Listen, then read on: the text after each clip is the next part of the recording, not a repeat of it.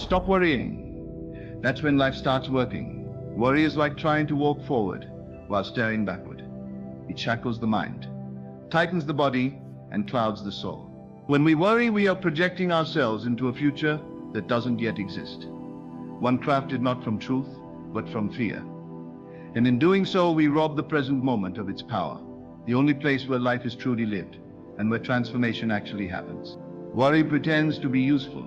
It masquerades as responsibility, care, and planning. But in reality, it is resistance. Resistance to what is. Resistance to what might be. Resistance to our lack of control. It is like standing in a river, trying to stop the flow with your bare hands. You exhaust yourself and change nothing. Yet the moment you release that tension, the moment you stop fighting the current, you begin to move with the river. You begin to understand that life was never meant to be forced. It was meant to be aligned with. In stillness there is wisdom. In silence there is clarity. When we let go of worry, we allow ourselves to listen. Not just with our ears, but with our whole being.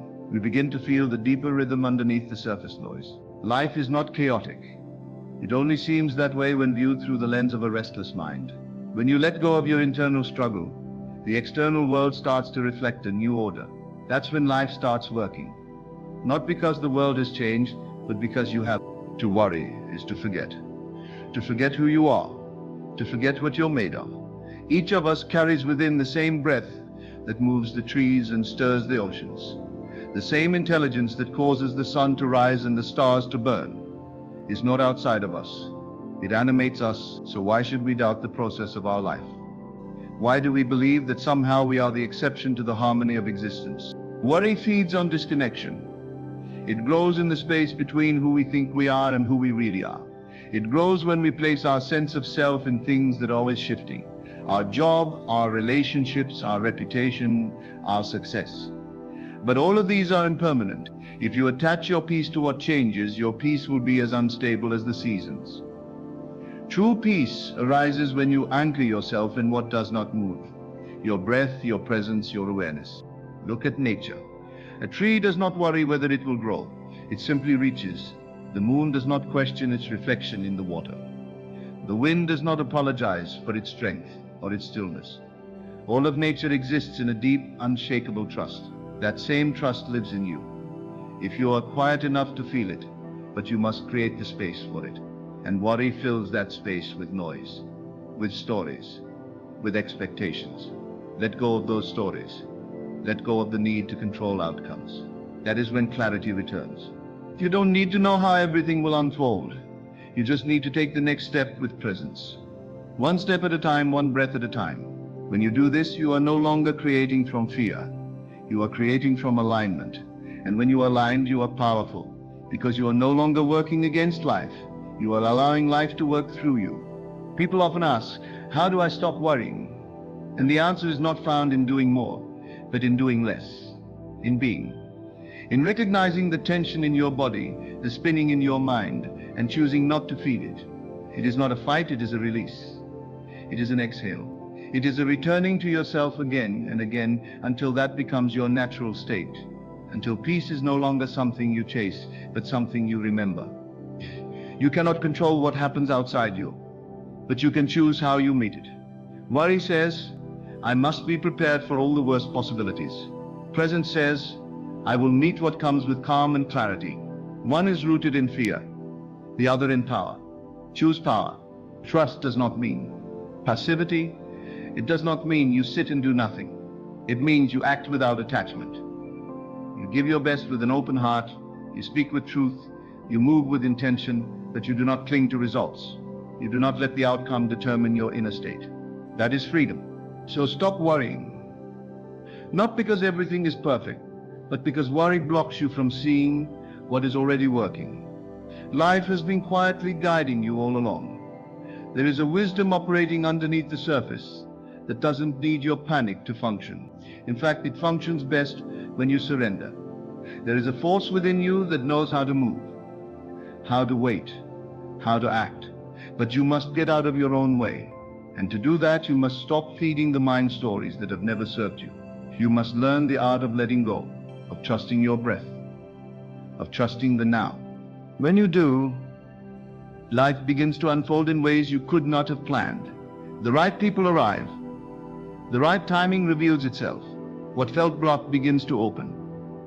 Not because you pushed harder, but because you allowed yourself to become still enough to receive what was always waiting. This is not weakness, this is strength. Quiet strength, rooted strength. The kind that comes not from fighting but from flowing. And in that flow, life starts working not as something you must chase, but as something you are finally allowing. The moment you let go of worry, something profound happens. You begin to see reality as it is, not as your fears have painted it. Worry is like looking through a cracked mirror. Everything appears distorted. Your possibilities, your worth, your future. But clarity comes when you stop projecting your fears outward and start looking inward. Inside there is stillness. Inside there is space. That's where life starts to breathe again. Most people have been taught to equate worry with care. They believe that if they're not worrying, they're not being responsible. But there is a vast difference between concern that moves you to conscious action and worry that paralyzes your spirit. Concern arises from awareness. It says, this needs my attention. Worry arises from fear. It says, this will destroy me. One grounds you, the other consumes you. The art of living is learning to tell the difference. When you stop worrying, you become available. Available to inspiration, to creative solutions, to intuitive knowing. You become like water, soft yet strong, still yet flowing, reflective yet deep. There is a reason why the masters speak of water so often. It yields and yet nothing can break it. It moves around obstacles without resistance. It carries life effortlessly. That is what happens to the human spirit when it stops resisting the moment through worry. It becomes fluid, capable and clear. This isn't about denying difficulty or pretending everything is fine. It's about choosing how you respond when difficulty arises.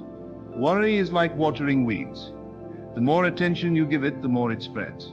Your mind starts to chase one fearful thought after another, each one creating more tension in the body. But you can interrupt that cycle. You can say, no, I will not follow this thought. I will come back to my breath. That one small act, returning to the breath, can save your day. Eventually it can save your life. So many people are waiting for life to change before they let go of their anxiety. But the secret is this: life starts changing when you let go. That's when the energy shifts. That's when you begin to operate from a higher state of being. Peace is not a reward for when the storm passes. Peace is the power that carries you through the storm. You are not here to micromanage the universe. You are not here to obsess over every detail, fearing what may go wrong. You are here to trust the intelligence that placed you in this world and gave you breath without your asking. That same intelligence knows how to lead you, but it cannot get through the noise of constant worry. You must quiet yourself long enough to listen. And when you listen, life speaks. It speaks through intuition, a sense that arises without logic, yet feels undeniably right. It speaks through synchronicity, moments where things align in ways you could never have orchestrated. It speaks through clarity, the sudden knowing of the next step without needing to see the whole path. These are not accidents, they are the natural result of releasing resistance. But we live in a culture that prizes control. We are taught to always plan ahead, solve every problem before it happens, and predict every outcome. But real life isn't predictable. It's not linear, it is dynamic. It grows and shifts. And the more we try to lock it down through worry, the more frustrated we become. Freedom comes when we embrace the mystery, when we stop needing to know how everything will turn out. That's when we find our flow. Flow is not passive. It is deeply engaged. But it is engaged with presence, not panic. When you are in flow, you are not distracted by 100 fears. You are simply here, focused, calm, aware. And from that state, your actions become effective. You don't waste energy on doubt. You don't fight battles that only exist in your imagination. You act from clarity, and that makes all the difference. Worry is always based in a future that doesn't yet exist. It's like watching a movie in your mind where everything goes wrong. And the more you watch, the more you believe it's real. But it's not. The only thing that is real is this moment, right now. And right now you have a choice. You can contract or you can expand. You can worry or you can breathe. One leads to suffering, the other leads to peace. It's not about ignoring challenges. It's about facing them from a place of strength. instead of fear.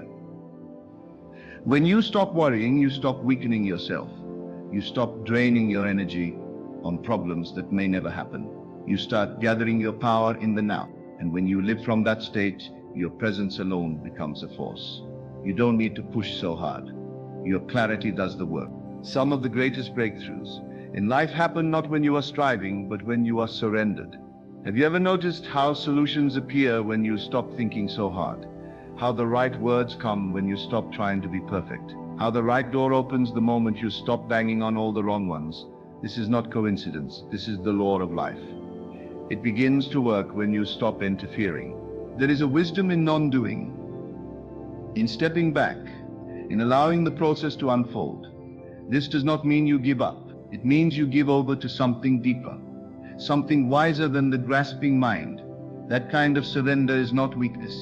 It is the highest form of strength. It is choosing trust over tension, presence over panic, stillness over struggle. And in that stillness, you begin to reconnect with yourself, with life, with the present moment.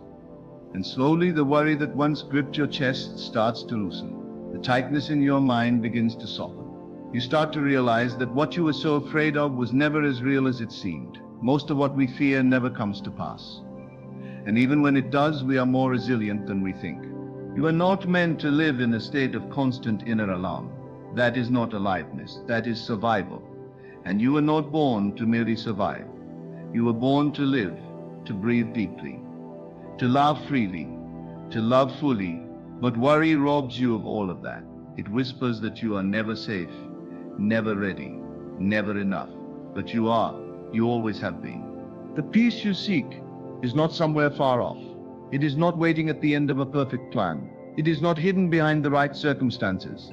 It is here, right now, underneath the noise, underneath the stories, underneath the fear. It is the stillness at your core that never left you.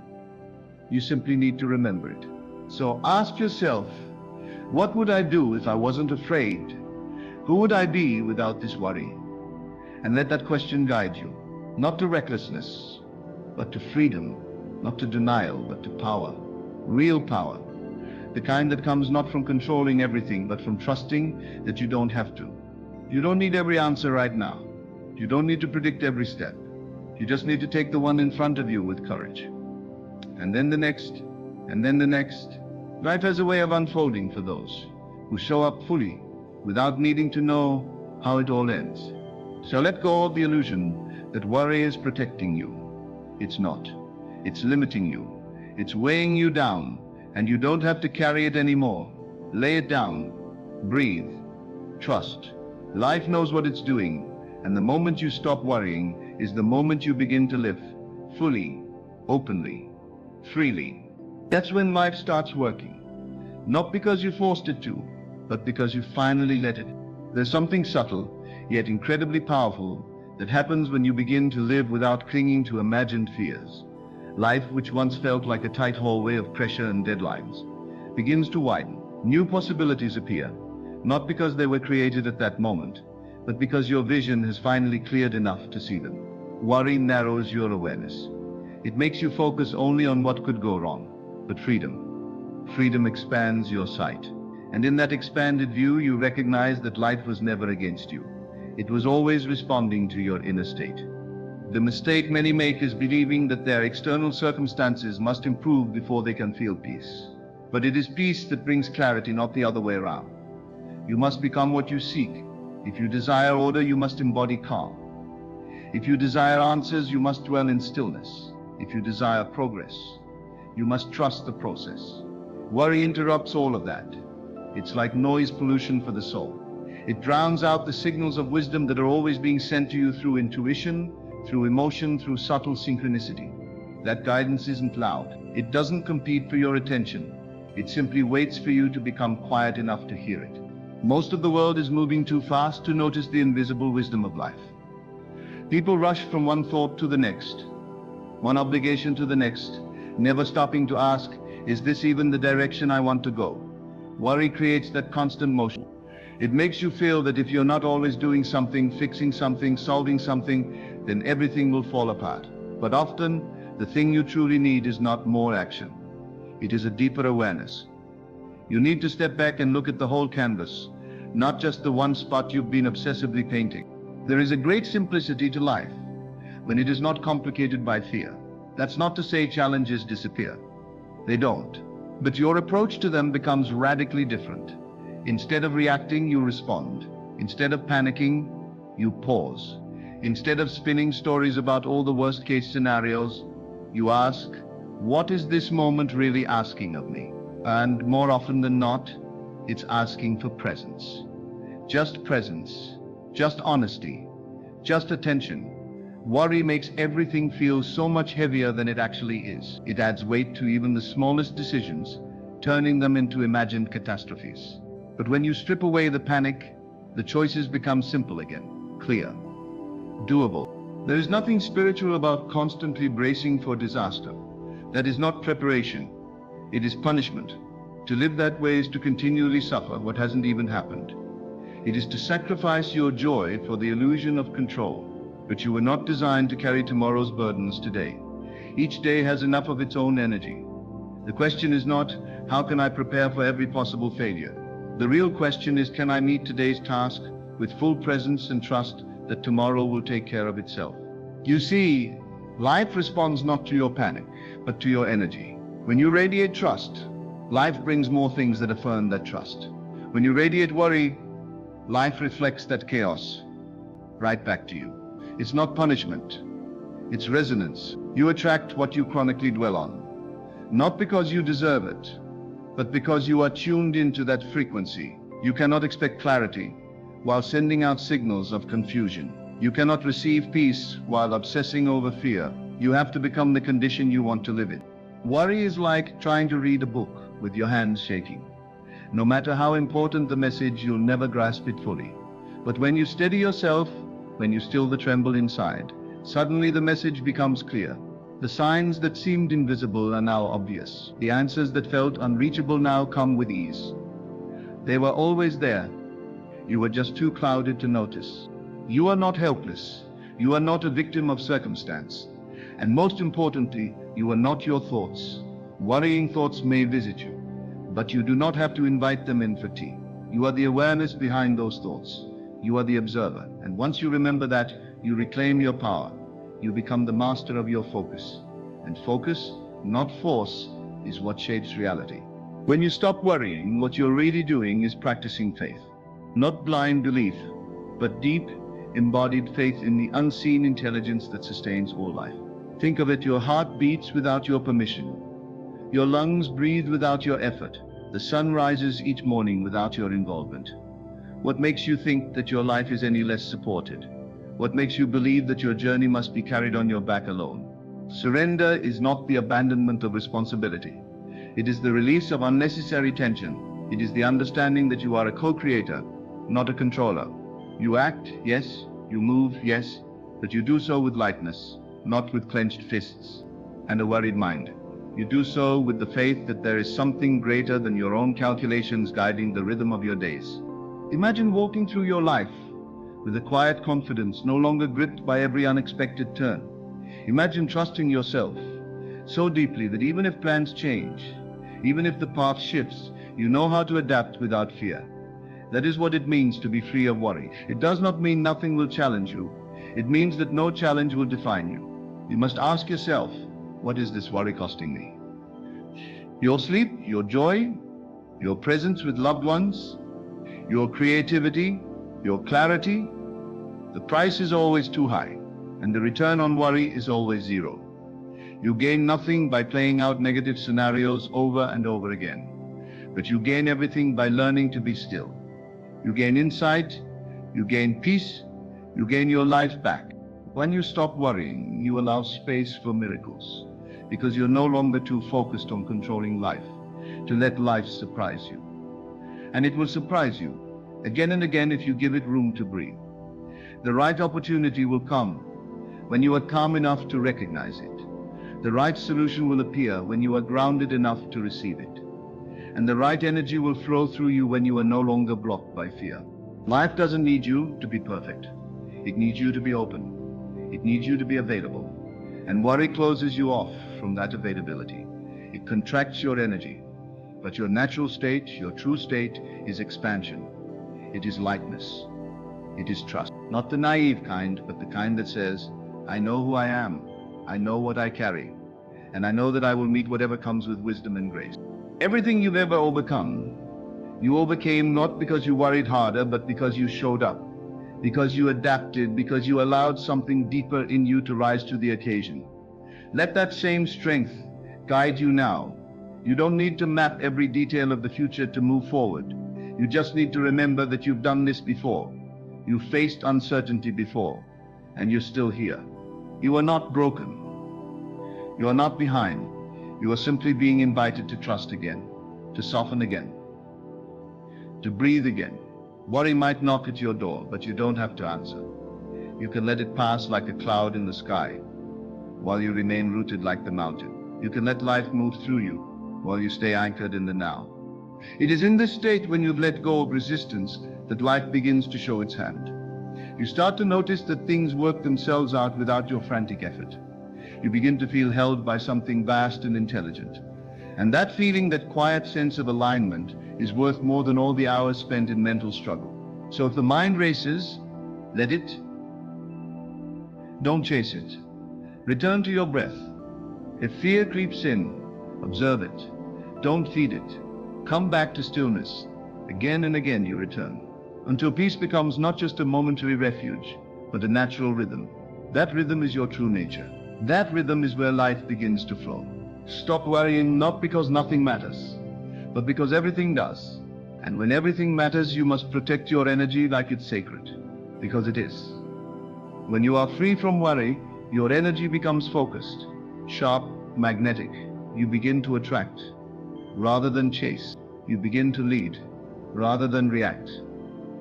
And most importantly, you begin to be without condition, without fear, without apology. That is where life works best. That is where you were always meant to live.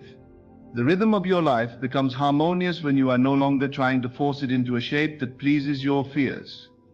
Worry wants to predict the future because it's afraid of surprise. It wants guarantees because it's afraid of uncertainty. But life is not a machine. It is not a checklist to control. It is more like a piece of music meant to be felt, to be interpreted in the moment, to be danced with. And just like music, its beauty is found in the spaces between the notes, in the pauses, in the silences. Worry clutters those silences with noise. But when you stop, truly stop, the deeper melody of life becomes audible. There is a deeper current beneath the surface of all your busy thoughts. You might call it awareness, or presence, or stillness. It is always there. It doesn't come and go like emotions. It simply is. And when you stop worrying, you allow yourself to sink into that current. You don't have to strive to find peace. You simply stop moving away from it. Peace was always there, beneath the frantic paddling, beneath the mental storms, beneath the desperate search for control. Letting go is not a task. It is an undoing, a relaxing into what already is. How many moments of joy have been stolen because your mind was somewhere else, imagining what could go wrong? How many mornings did you wake up with a day full of promise, only to spend it gripping imaginary problems with a clenched mind? How many opportunities passed by unnoticed because you were too busy preparing for problems that never came?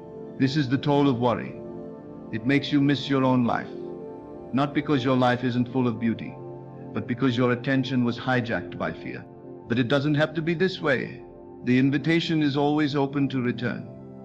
No matter how many years you've lived in anxiety, no matter how long you've been conditioned to expect the worst, you can return to yourself. You can begin again. You can practice trusting the moment. You can begin to believe that maybe, just maybe, life doesn't have to be a constant battle. Maybe it can be a conversation. Maybe it can be a dance. Maybe the future doesn't need to be controlled. Maybe it simply needs to be met. Start by noticing when the spiral begins, noticing when the chest tightens, when the thoughts start racing, when your breath becomes shallow. Don't judge it. Don't try to fight it. Just notice it. Say silently, here it is again. That's the beginning of mastery. That awareness, that task, is what gives you the power to choose a different path, to take a breath, to soften your grip, to return to this moment. You are not trying to get rid of thoughts. You are learning not to obey them. Not every thought deserves your belief. Not every fear deserves your loyalty. The mind is a storyteller. It spins tales out of old pain, out of inherited beliefs, out of societal fear. But you are not those stories. You are the one who hears them. And that distinction changes everything. When you stop believing the fearful thoughts, you stop feeding them. And when you stop feeding them, they begin to fade. They might return again and again. But your relationship to them is different now. You become the calm in the middle of the storm. The storm may rage, but you no longer become it. That's the power of non-worry. Not that life becomes perfect, but that you no longer need perfection to feel peace. And peace is not passive. It is a living energy. It sharpens your vision. It strengthens your decisions. It brings a kind of quiet strength that allows you to move through life with intention rather than reaction. When you stop worrying, you can finally hear your own wisdom. You begin to remember what you truly want, not what your fears told you to want. You start living with clarity. You say yes with your whole being. You say no without guilt. You move with purpose. Worry will tell you that you need it to be safe, that if you stop worrying, you'll be caught off guard. But look at your life. Has worry ever truly kept you safe? Or has it only made you tired, anxious, and less able to deal with challenges when they actually arise? What you need is not more mental rehearsal of disaster. What you need is the capacity to meet life as it is, not as your fear imagines it. And that capacity is found in stillness, in presence, in breath, in the quiet confidence that no matter what comes, you will respond, you will adapt, you will rise. You always have. There is an intelligence in the body, in the breath, in the heart, that knows how to navigate life far better than worry ever could. But you must create space for that intelligence to emerge. You must stop crowding your inner world with panic and noise. The moment you step aside, it steps forward. It is not loud. It is not dramatic, but it is clear, and it will guide you if you let it. You must understand that every act of worry is an act of mistrust, not just of the future, but of yourself. It is you saying, I don't believe I'll know what to do when the time comes. But that belief is false. You will know because you have known. Look back at your life. You've survived so much already. You've navigated the unknown many times, and you did not do it through worry. You did it through strength, instinct, and the support of a greater energy moving through you. Let go of the illusion that you must hold the entire world on your shoulders. Let go of the lie that says if you're not worrying, you're not paying attention. The most awake people in the world are not the most anxious. They are the most present. They are the ones who walk with awareness, who act with compassion, who rest in their center even when the world around them is chaotic. That's not because their lives are easy. It's because their minds are quiet. When your mind is quiet, the heart opens. When the heart opens, courage flows. When courage flows, action becomes simple. And when action is simple, life becomes graceful. That is the chain reaction that begins when you stop worrying. It's not about arriving at some perfect place where you never feel doubt again. Doubt will arise. Fear will whisper. Worry will knock, but you no longer need to follow them. You've seen what lies beyond them. You've tasted the stillness. You've felt the power of non-resistance. You've remembered who you are beneath the noise. And from that place, you begin to live. Not reactively, not fearfully, but consciously. You live from the inside out, rather than from the outside in. You are no longer pulled by every passing fear or conditioned belief. You are grounded in something deeper. That is freedom. That is power. That is what life was trying to show you all along. So when the mind races, come back. When fear visits, come back. When the world tries to pull you into panic, come back. Again and again, that is the path. That is the practice. That is how life begins to work.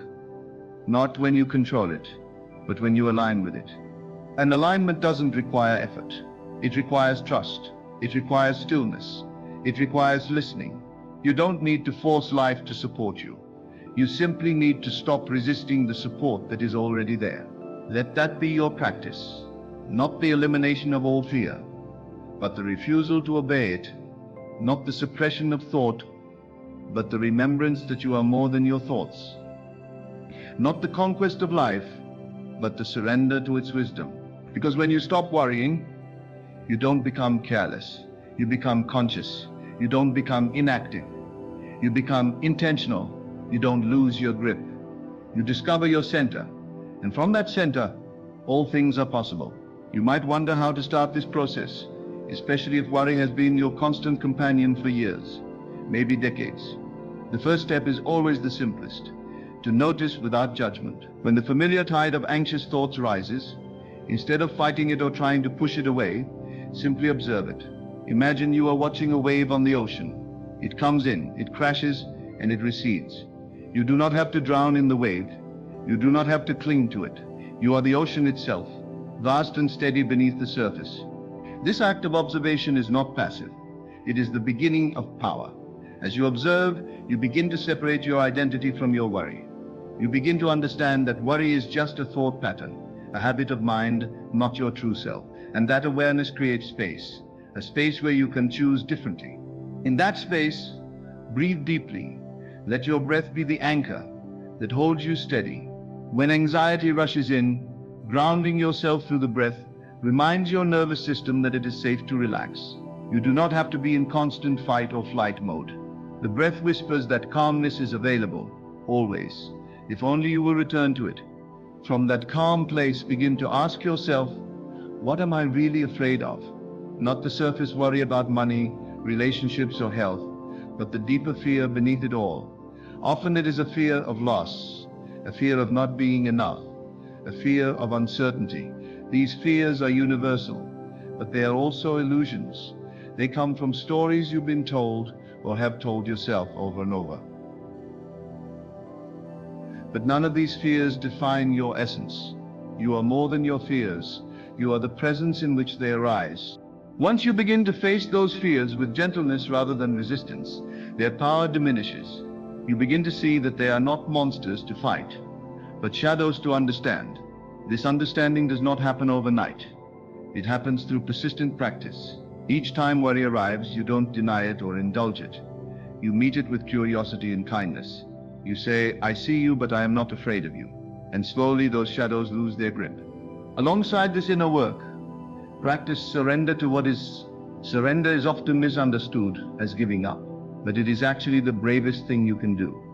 It means you stop struggling against reality. You stop resisting the moment just because it's uncomfortable or not what you hoped for. You accept what is without approval or condemnation. You say yes to life's flow, even when it feels unpredictable. This surrender frees up enormous energy that worry would have consumed. When you stop fighting, you stop exhausting yourself. When you stop resisting, you start to flow. You find that solutions often come, not through force, but through patience and openness. Doors open not because you pushed harder, but because you were ready to walk through, when the time was right. Trust is the foundation of this process. Not trust in a vague future, but trust in your ability to navigate life's challenges as they arise. Trust in the intelligence that flows through you. Trust in the unseen forces that are always supporting you, even when you don't see evidence of it yet. This trust builds resilience. It builds peace. It builds a quiet confidence that no matter what happens, you will be okay. To build that trust, cultivate gratitude. Gratitude is a powerful antidote to worry.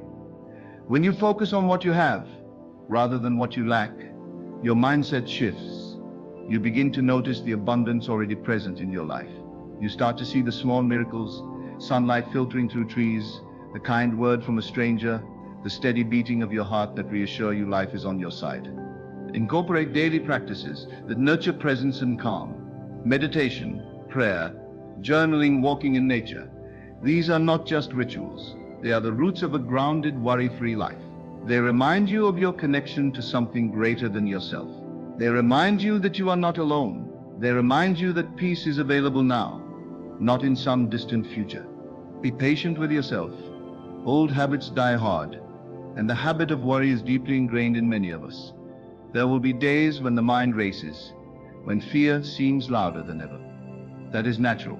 The key is not perfection, but persistence. Each time you return to calm, each time you choose trust over fear, you strengthen your capacity to live fully. Remember that your worth is not determined by external circumstances or by how well you manage your fears. You are inherently worthy, just as you are. This is not something you have to earn. It is a truth to be remembered. When you remember your worth, worry loses much of its fuel, because much worry is rooted in a feeling of not being enough. But you are enough. You have always been enough. Let go of the illusion that your life must be perfect to be happy. Life is messy, unpredictable, and sometimes painful, but it is also beautiful, rich, and full of opportunity. Worry tries to protect you by anticipating pain, but it also blocks you from experiencing joy. When you stop worrying, you open yourself to the full spectrum of life, its ups and downs, its surprises and certainties. Cultivate a mindset of curiosity. Instead of fearing what the future holds, approach it like a child exploring a new world. Ask questions, be open to learning, be willing to be surprised. This attitude shifts your energy from resistance to exploration. It invites new possibilities to appear because your mind is no longer closed tight by fear. Practice kindness toward yourself and others. Worry can isolate because it turns your attention inward in a way that breeds anxiety and self-criticism. When you choose kindness, you open your heart. You create connection. Connection is a powerful remedy for worry, because it reminds you that you are supported. You do not have to carry your burdens alone. Lean on your community. Share your fears with trusted friends or mentors. Sometimes simply speaking your worries out loud reduces their power. Others can offer perspective, encouragement, and support that you might not see on your own. Remember that vulnerability is strength, not weakness. Find meaning in your challenges. Often, worry stems from a sense that difficulties are random or meaningless. But every challenge is an opportunity for growth. Every obstacle contains a lesson. When you look for the meaning in your experiences, you transform hardship into a teacher. This shift gives you a sense of purpose that can overshadow worry. Finally, remind yourself daily that life is a process, not a problem to be solved. The goal is not to eliminate uncertainty or discomfort. That is impossible. The goal is to build a relationship with uncertainty that is based on trust and presence rather than fear. When you do this, you begin to live with grace. You begin to dance with life rather than struggle against it. So take a moment now. Breathe deeply. Feel your feet on the ground. Notice the air entering your lungs. Feel the steady rhythm of your heart. Know that in this very moment, you are alive and safe. You are capable and strong. You are enough. And as you carry this knowing with you, life will begin to work. Not because you've forced it, but because you've allowed it. Because you've stopped worrying. As you continue down this path, you'll realize that worry is really just a habit of the mind, a way it has learned to protect you, albeit in a misguided fashion. It's like a well-meaning but overzealous guardian who sounds the alarm at every small noise. The mind's job is to keep you safe. Yes, but worry is often the mind's lazy shortcut, anticipating danger before it's even real, rehearsing worst-case scenarios again and again, exhausting your energy without moving you closer to peace or solution. Understanding this shifts your perspective. Worry isn't some permanent state of being. It's a pattern you can gently unwind. One of the most profound lessons in this journey is learning to trust in the natural intelligence of life itself. Life, despite its chaos and unpredictability, has a rhythm and flow that is deeply wise. It moves in cycles of growth, rest, challenge, and renewal. When you stop fighting against this flow, when you stop worrying about the what-ifs and the maybes, you begin to align with life's greater intelligence. This alignment doesn't mean life becomes perfect or predictable. It means you develop a profound sense of harmony with its ever-changing nature. Think about a river flowing downstream. It doesn't resist the bends or obstacles it encounters. Instead, it adapts, flowing around rocks, carving new paths when necessary, always moving forward. When you stop worrying, you become like that river. You find your own flow, your own path through whatever challenges arise. You learn to trust that even when the path changes, life still carries you forward. And as you trust more, something beautiful happens. You start to see that your worries are often about things you cannot control. Yet you have the power to control your response to those things. This distinction is crucial. You cannot control the future or other people's actions, but you can control your attitude, your choices, and your mindset. When you accept this, your energy shifts from frustration to empowerment. Worry robs you of your creative power. When your mind is clouded with anxious thoughts, it's difficult to see options, to innovate, to take inspired action. But when you let go of worry, clarity emerges. You see the situation as it truly is, not colored by fear or distorted by what-ifs. Clarity opens the door to effective decision-making. You start to act not out of desperation or panic, but from a place of calm wisdom. This calm wisdom is the essence of mastery. It is the secret that the most successful, peaceful, and fulfilled people know. Life isn't about eliminating stress or problems. It's about learning to dance with them without losing your center. It's about mastering your inner state, no matter what external circumstances arise. To cultivate this mastery, develop rituals that reconnect you to your inner calm. It might be a morning meditation, a walk in nature, journaling your thoughts, or simply sitting quietly and observing your breath. These moments of pause build resilience and remind you that peace is your natural state beneath the surface noise. Another important step is to practice gratitude regularly. Gratitude rewires your brain to notice what's good rather than what's missing. When you're grateful, your heart opens, your perspective shifts, and worry begins to lose its grip. Even on difficult days, there are things to appreciate: a kind gesture, a beautiful sunset, the breath moving in and out. Gratitude is the light that dissolves the shadows of fear. Sometimes worry feels so overwhelming because you are trying to carry too much alone. It's important to remember that you are part of a larger whole. You are connected to others, to the earth, and to the flow of life itself. Reach out when you need support. Share your feelings with trusted friends or mentors. Connection nurtures your spirit and reminds you that you are not isolated in your struggles. Fear thrives in isolation and silence, but it loses power in the light of shared experience and understanding.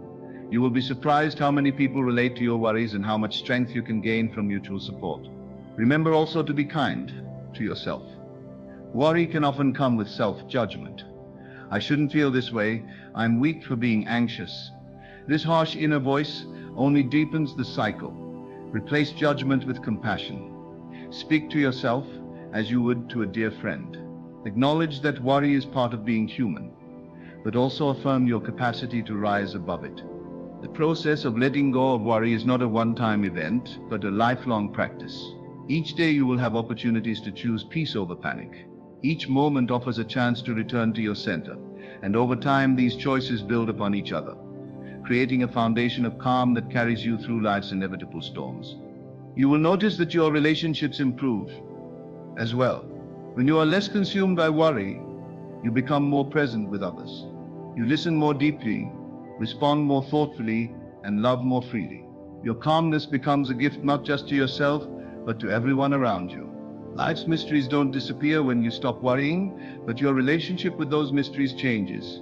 Instead of feeling threatened by uncertainty, you become curious. Instead of resisting change, you embrace it as a natural part of growth.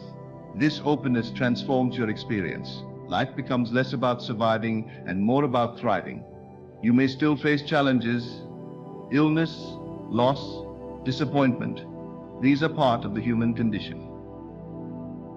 But worry no longer controls how you meet them. Instead, you meet them with courage and grace, grounded in the deep knowing that you can handle whatever comes, because you have learned to trust life and yourself.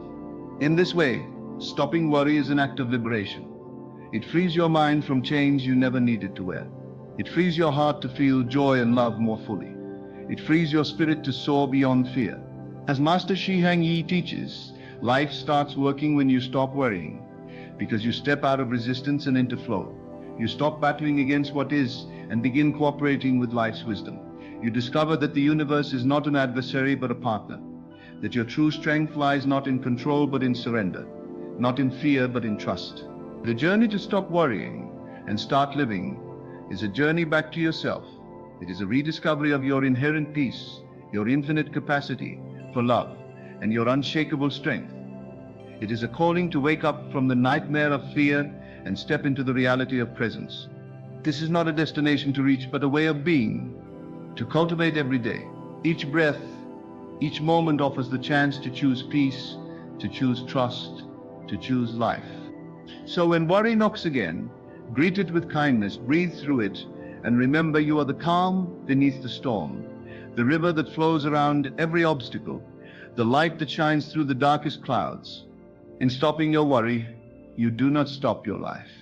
You start it. And that life, with all its mystery and beauty, is waiting for you now.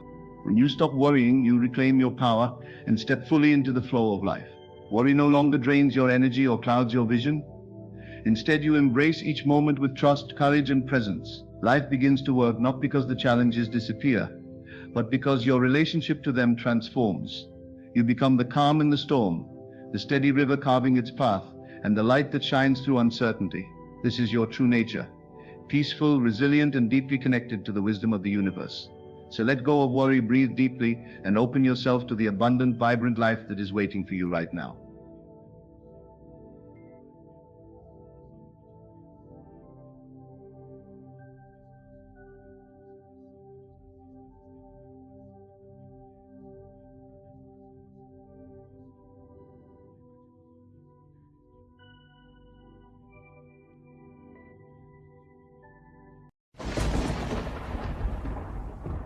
There is a story within every moment, and there is an ending to every story. This is not something to fear. It is something to understand. Because when you understand the nature of endings, you begin to live differently. You begin to sharpen your attention, to refine your choices, to prepare not with anxiety but with awareness. Many people live as if they have time. They postpone what matters. They wait for the perfect moment, the perfect clarity, the perfect peace. But life does not promise such luxuries. What is here now can vanish in the next breath, and yet we carry on as if we are immortal, as if this body, this mind, this life will go on forever. That illusion is the root of much suffering. To prepare for the end is not to be morbid. It is to be wise. It is to live in such a way that when the final moment comes, you are not filled with regret, but with calmness. It is to ask yourself now, what have I left unfinished, unsaid, unlived? What am I holding back? Not out of wisdom, but out of fear. What am I attached to so tightly that it blinds me to freedom? Look around you. Every leaf falls eventually. Every flower, no matter how fragrant, must wilt. Every body, no matter how strong, must one day return to dust. This is not a tragedy.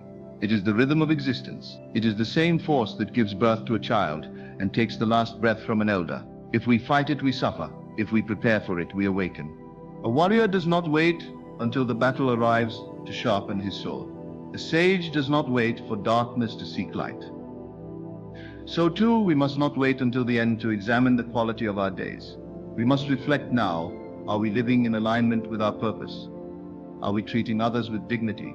Are we cultivating inner peace, or are we trading it daily for temporary pleasures? You see, preparation is not merely external, it is internal. You may have wealth, knowledge, and influence, but if your heart is not at peace, the end will come as a thief in the night. You will not be ready. But if you have trained yourself to be present, to be grateful, to act with integrity, then you are already prepared no matter when that moment arrives. The greatest mistake is thinking we have time. Time is not guaranteed. Life is not measured by its length, but by its depth. So dig deep now. Do not wait to forgive. Do not wait to say, I love you. Do not wait to begin again. The opportunity for growth is not tomorrow. It is now. Every breath you take is a moment of choice, a chance to return to your center, to remember who you are, to walk the path with clarity. We train the body so that it may serve the mind. We train the mind so that it may serve the spirit. And we train the spirit so that it may meet the end without fear. This is why discipline matters. This is why self-reflection matters. Not to impress anyone, not to earn praise, but so that when you look in the mirror at the end of your journey, you recognize yourself. You see a being who lived awake, who lived on purpose, who lived in truth. You do not need more time. You need more presence. You need more stillness. You need to stop hiding from yourself. Face the silence. Face the truth.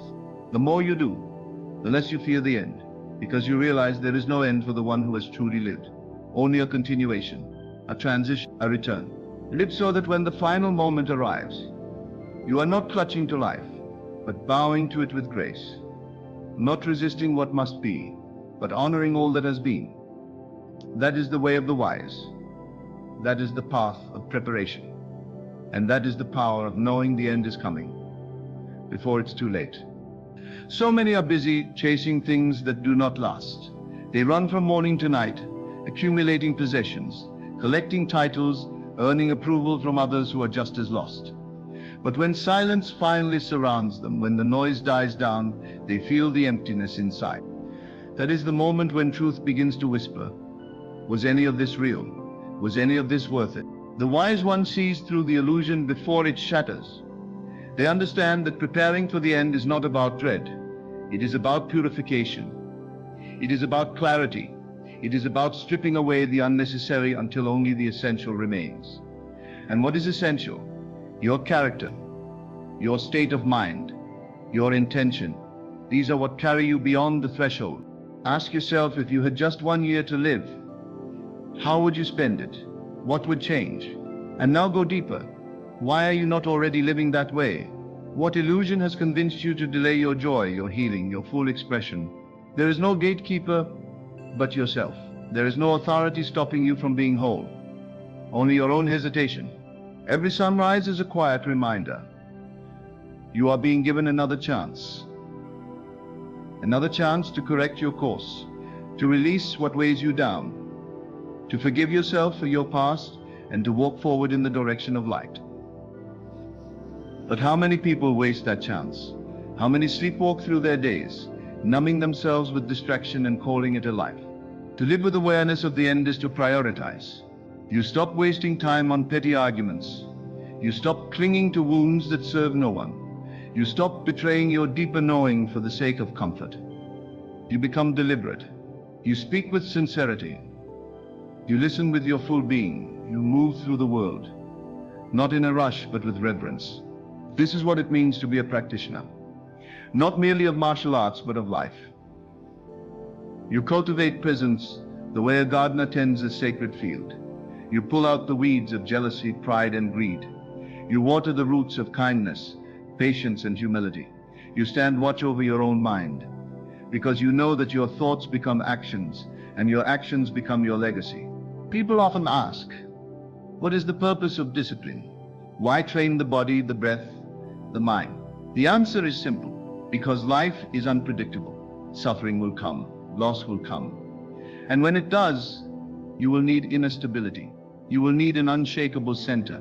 You will need the ability to stand still in the storm. That strength is not given, it is forged. You do not prepare for the end by running from death. You prepare by learning how to live fully, truly, deeply. When your actions are guided by compassion, when your words are clean, when your heart is free from hidden bitterness, then you are ready.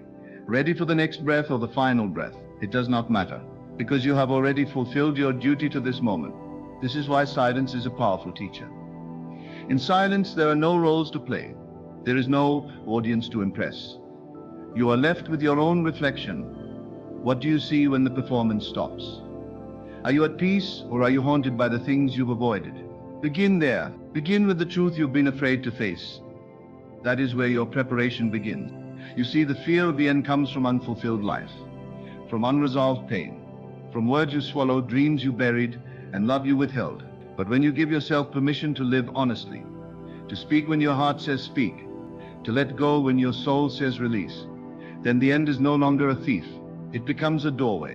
We are all passing through. No one stays. So, do not get too attached to the form of things. The house will fade. The body will age. The name will be forgotten.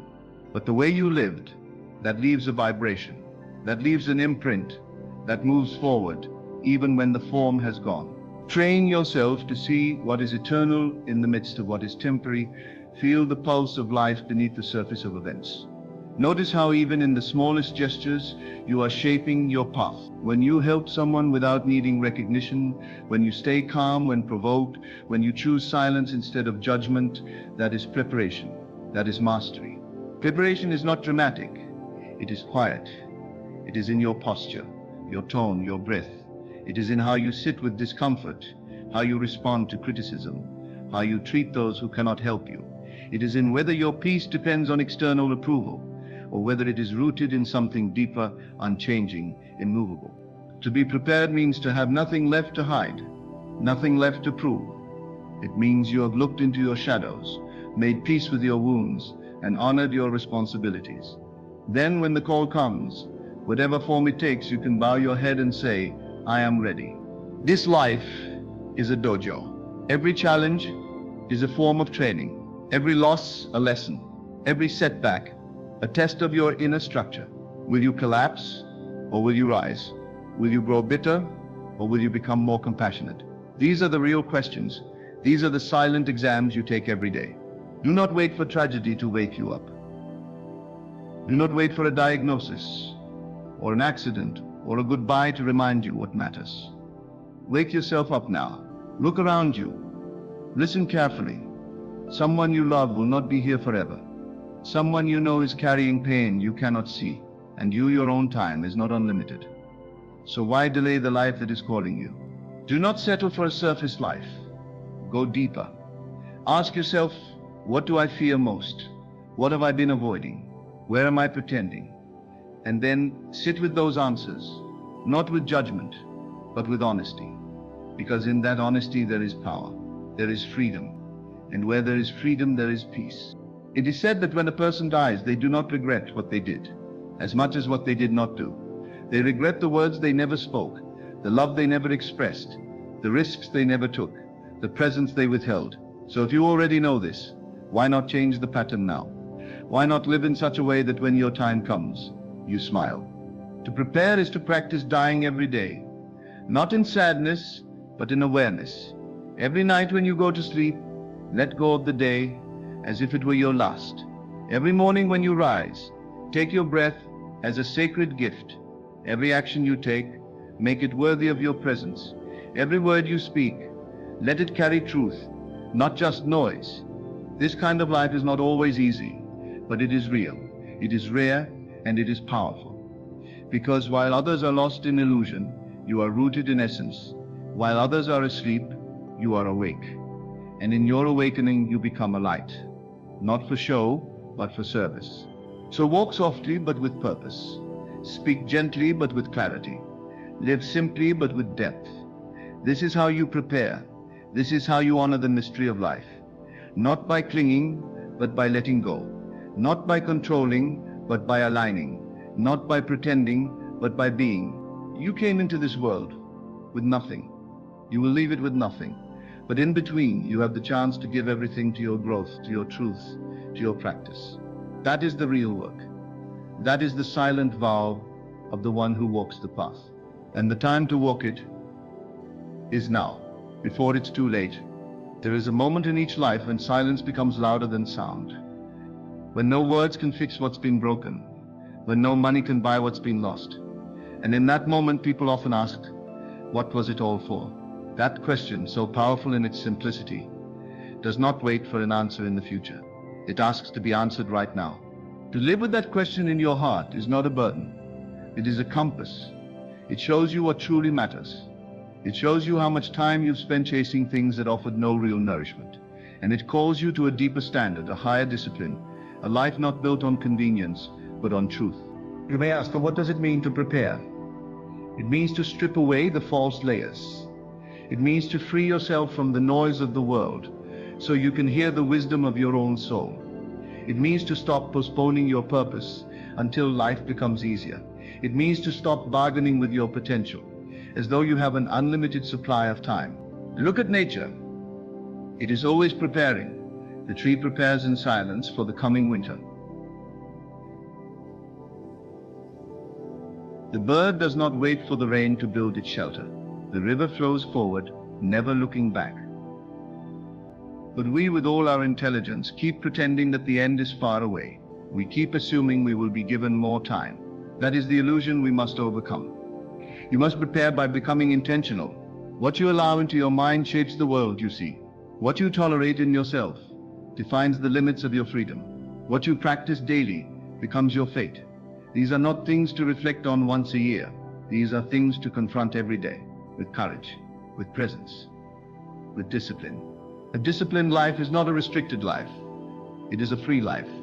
It is the life of one who is no longer enslaved by impulses, no longer driven by blind desires. Discipline sharpens your perception. It opens your heart. It aligns your actions with your highest values. It prepares you to meet the end not with confusion, but with quiet certainty.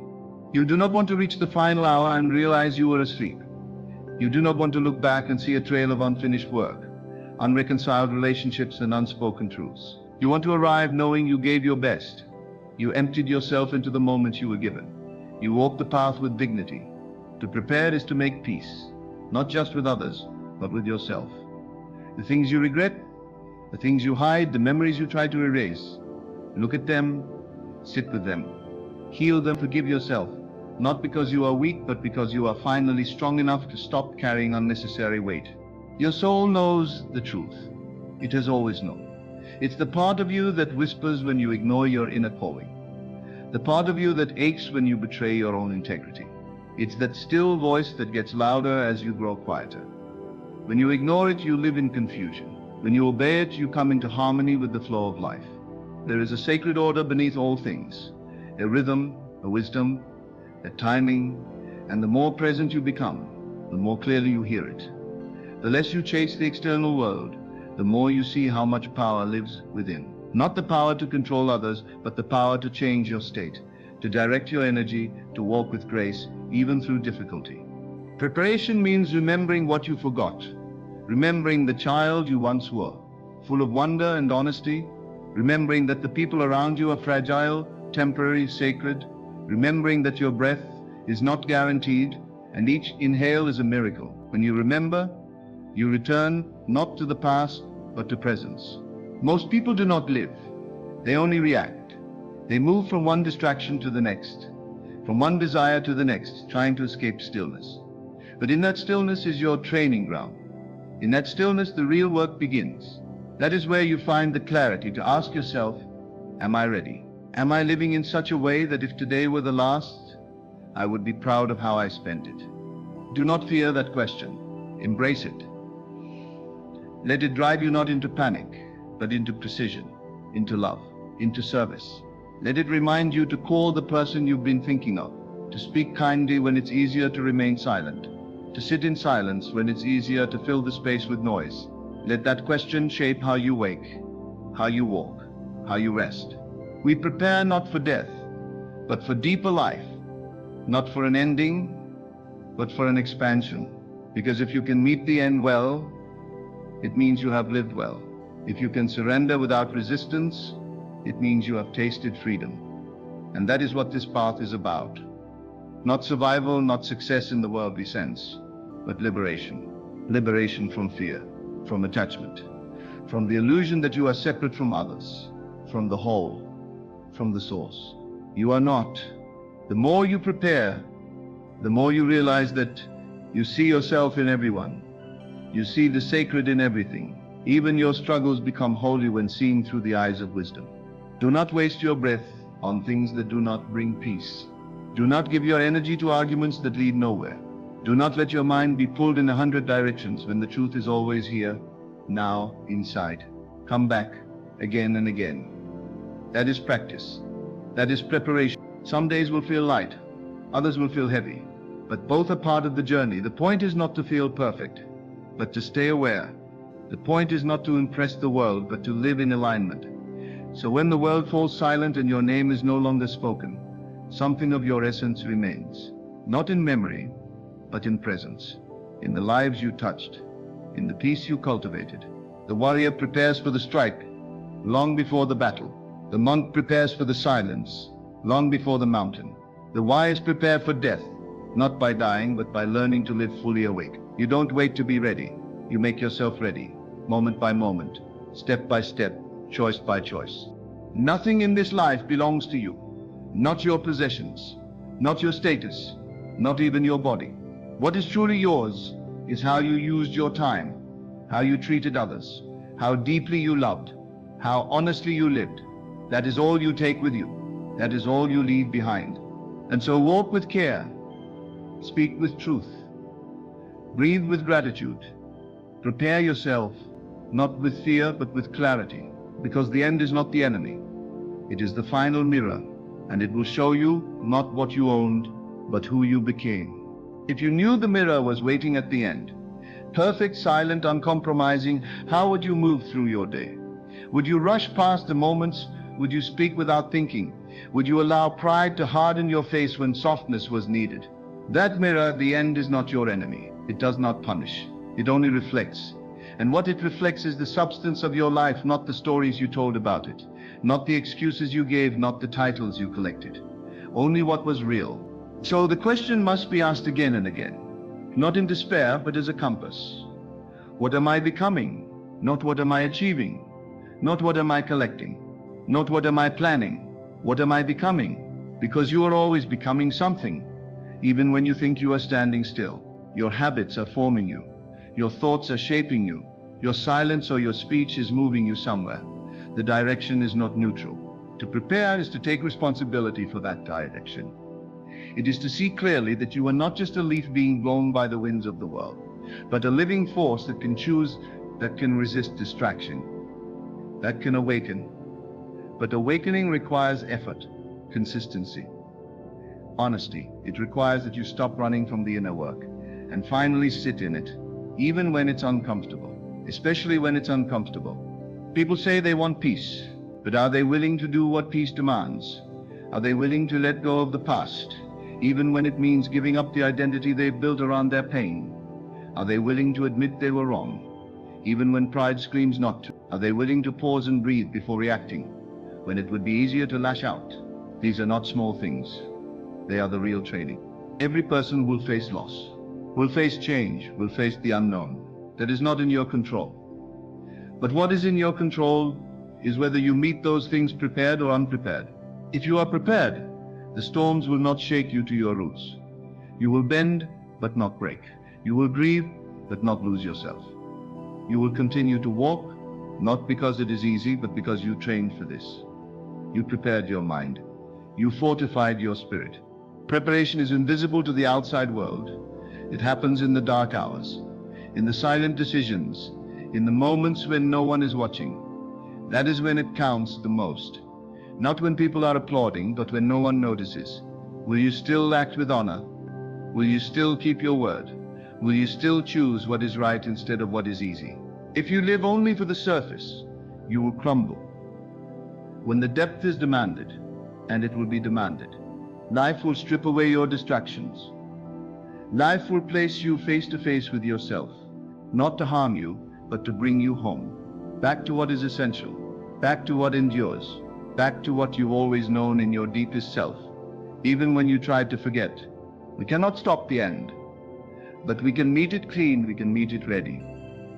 We can live so that when the final breath comes, it finds us not afraid, not bitter, but full of experience, full of forgiveness, full of peace. That is the real wealth. That is the only treasure worth guarding. So how do you prepare? You live now as you wish you had lived when you reach the end. You listen more. You love more freely. You give without calculating. You stop waiting for the perfect moment, and instead bring your full self to the moment you have. Because that moment is all there ever is. The future is a concept. The past is a memory. But this breath, this step, this choice, this is reality. And if you can be fully present here, you are preparing well. You must become intimate with your own impermanence, not to feel helpless, but to wake up, to see the sacred in the ordinary, to find joy not in what you hold, but in how you hold it, lightly, gently, with appreciation, not possession. Then when it's time to let go, your hands will already know how, because you practiced. You let go every day in small ways, of anger, of judgment, of control. And with each letting go, you made space. Space for grace. Space for the kind of peace that nothing in the world can give or take away. And that is the peace you want to carry with you when the end comes. Not the peace of ignorance, but the peace of understanding. The peace that comes from having done the work, from having loved fully, from having dared to forgive, from having taken responsibility for your own growth, again and again. So do not wait for permission to begin. Do not wait for someone else to lead you. The path is already beneath your feet. You are already on it. The question is, will you walk it with awareness? Stop expecting the world to change so you can be happy. Stop blaming others for the pain you carry. Stop postponing the life you say you want. If it matters to you, live it now. Speak it now. Embody it now before it's too late. This is not a call to panic. It is a call to presence, to precision, to power, the kind of power that does not dominate, but liberates, the kind of power that comes from knowing who you are, what you stand for, and what you will not allow to live inside you anymore. Resentment, fear, envy, delay, they have no place in a prepared heart. Let them go, one by one. Even if they try to return, keep letting go. It is a practice, a discipline, a path. Every sunrise you wake to is an undeserved gift. Every relationship you mend is a form of healing. Every time you choose understanding instead of being right, you are preparing. Every time you quiet the ego and listen to what is really being said, you are training. Every time you humble yourself and ask, what can I learn here? Instead of how can I win here? You are getting closer to the core of this life. And if you think you are not ready, understand this. Readiness is not a destination. It is a decision. It is a series of decisions made day after day. To be honest, when it would be easier to pretend, to act, when it would be easier to avoid, to stay when it would be easier to flee. That is how preparation grows, like a seed that becomes a tree. And the tree is not worried about the storm. The tree is rooted. It is grounded. It does not fear what is to come because it is prepared, not by holding tightly, but by growing deeply. You too must grow deeply into your values, into your silence, into your truth. You must become unshakable, not because nothing can move you, but because you know how to return to your center over and over again. That is what it means to be ready. And so, the invitation is clear. Prepare not with panic, but with presence. Prepare not in fear, but in wisdom. Prepare not because the end is near, but because this is the kind of life worth living. One that needs no warning. One that welcomes the mirror. One that knows the end is not the enemy. It is simply the place where truth is revealed. It is simply the place where truth is revealed. And if you have lived truthfully, there is nothing to fear in that revelation. If you have walked with integrity, if your actions have followed the quiet voice within rather than the noise outside, then the end is not a punishment. It is a return, a release, a surrender into the arms of the life you honored while you had it. Too many wait until they are forced to reflect. They wait until the body is weak, until time runs thin, until opportunities have vanished and silence settles in. Only then do they look back and see how much they missed. Not because life denied them, but because they were not present to receive it. But presence is a choice, one you make 1,000 times a day. You choose it when you put the phone down and meet the eyes of a loved one. You choose it when you eat slowly, when you breathe deeply, when you listen fully. You choose it when you resist the urge to rush and instead allow life to unfold with deliberate reverence. Even in hardship, you can be present. Even in pain, there is a kind of preparation happening. The breaking down of illusions, the surrender of resistance, the strengthening of what matters. When you stop running from discomfort and start seeing it as a teacher, your life begins to shift from reaction to revelation. You see clearly what was hidden behind all your striving. You realize the true power was never in controlling outcomes, but in mastering your inner response to life as it is. And how do you master that response? You train, not once, not occasionally, daily.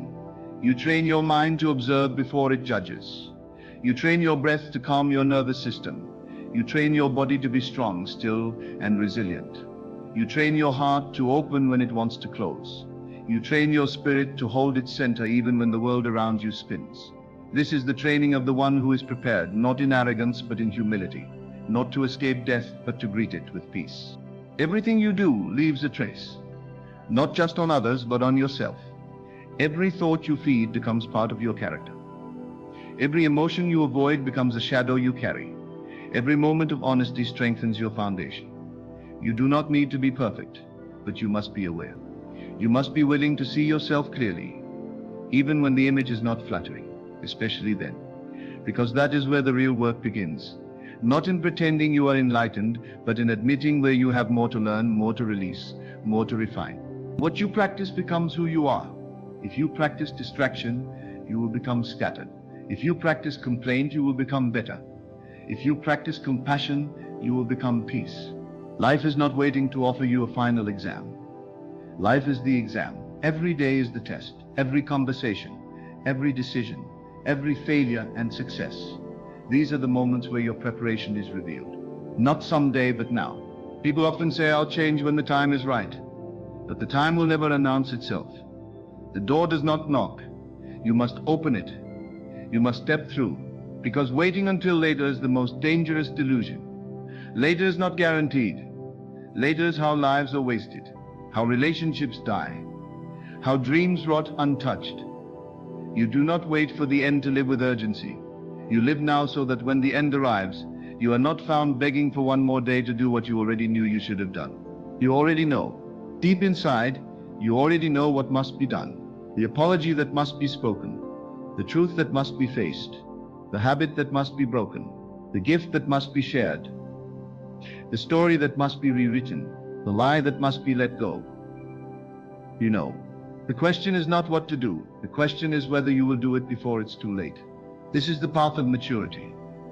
To stop blaming others for your own soul's silence. To stop waiting for life to change and instead become the change. To take up the inner sword and cut through the excuses, the laziness, the fear. No one can do this work for you, but you do not walk it alone. Every act of courage echoes into eternity. Every moment of mindfulness shifts the world. Every soul who awakens strengthens the collective heartbeat of humanity. So don't say, who am I to change? Say instead, who am I not to awaken? You were born for this moment, to wake up, to live consciously, to die with grace. The time for half measures is over. The time for waiting is over. Now is the only moment you own, and in this moment you can choose the path of preparation, not as fear, but as freedom. You don't need to see the whole path. You just need to take the next step with your eyes open and your heart steady. The way will reveal itself as you walk.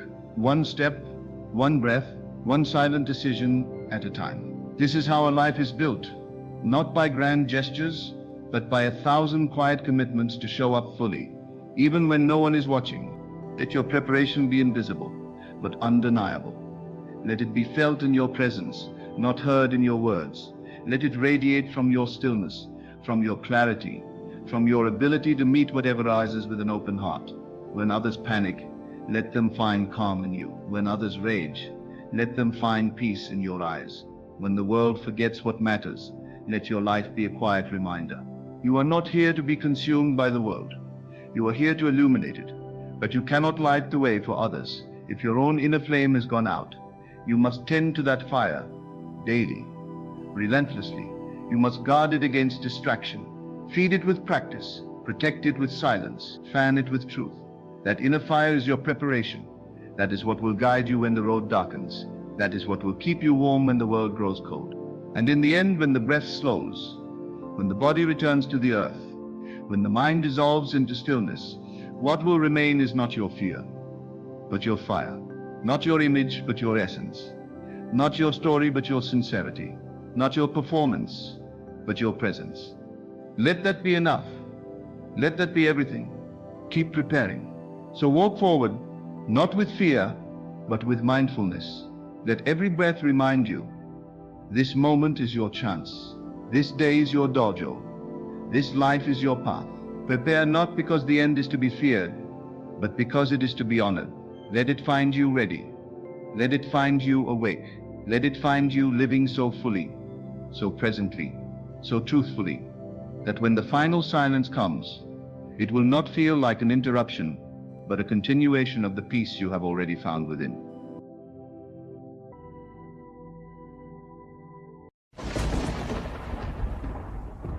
You do not need to strive, to beg, or to convince the world of your worth. The moment you assume your desire to be real, you are walking through a door that no man can shut. This is the power of the unseen realm, the kingdom within you. What appears to be locked to the senses is already open in the spirit. And when you dare to believe in that unseen door, when you walk by inner sight instead of outer evidence, God responds. Not a distant God, but the presence within you, your own wonderful I am. You were never meant to carry the weight of the world on your shoulders. You were never created to be anxious, troubled, or tossed about like a ship in a storm. You were formed in the image of peace, of stillness, of divine assurance, and the moment you remember who you are, worry begins to dissolve like mist before the morning sun. Worry is born out of forgetfulness, forgetfulness of your source, forgetfulness of your power, forgetfulness of the truth.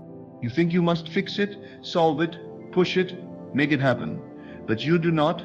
Life unfolds through assumption, not effort. God is not asking you to figure it out. God is asking you to rest in what already is.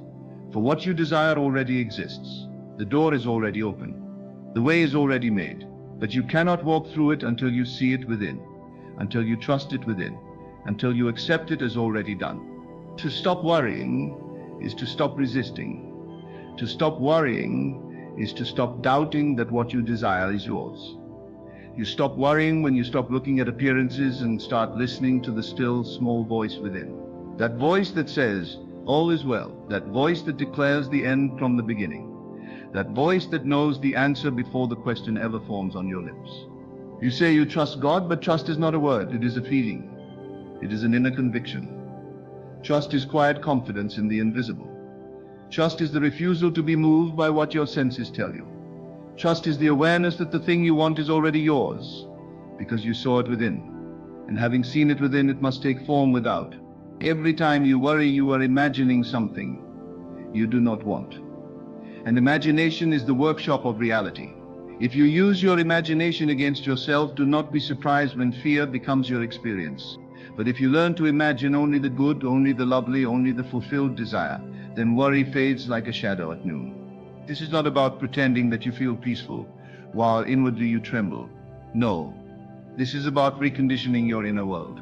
This is about persistently assuming that the answer is done, that God has already moved, that the path is clear even if you can't see it yet, that everything is aligning even while the outer world still looks the same.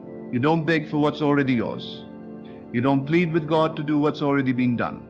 You assume it. You live from the end. You rest in the feeling of the wish fulfilled.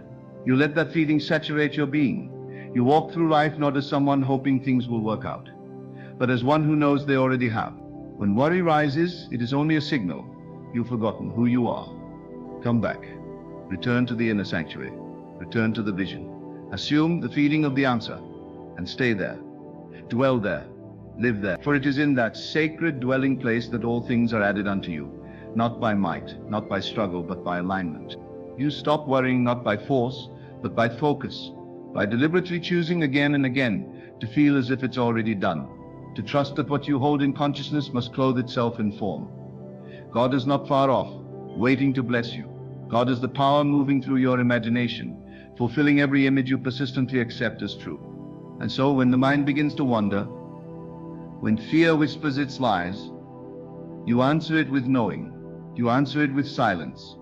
You answer it with stillness that says, I already have it, that says it is finished, that says I trust the unseen more than the seen. And as you hold to that inner state, life bends. Reality reshapes itself. And what once caused you to worry now becomes the testimony of your faith. You were not created to worry. Worry is not your natural state. It is not your inheritance. From the beginning, you were fashioned out of divine peace, not anxiety. You were imagined into existence by a mind that only knows love, certainty, and infinite supply. You are not here to live by survival instincts or be tormented by doubt and fear.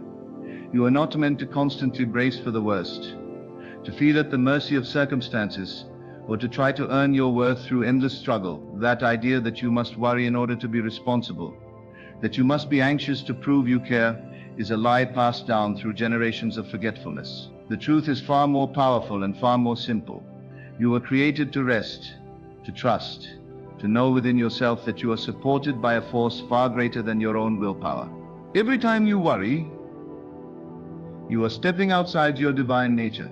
You are entertaining a state of mind that contradicts the truth of who you are. Worry suggests that you are alone, that there is no divine orchestration, that what you desire may not come, that life may not support you, but none of that is real. It may feel real, it may appear loud and urgent, but it is not truth. You were not created to carry burdens heavier than your soul can hold. You were created to live from a place of harmony, faith, and inner knowing. Worry is not your responsibility. Creation is.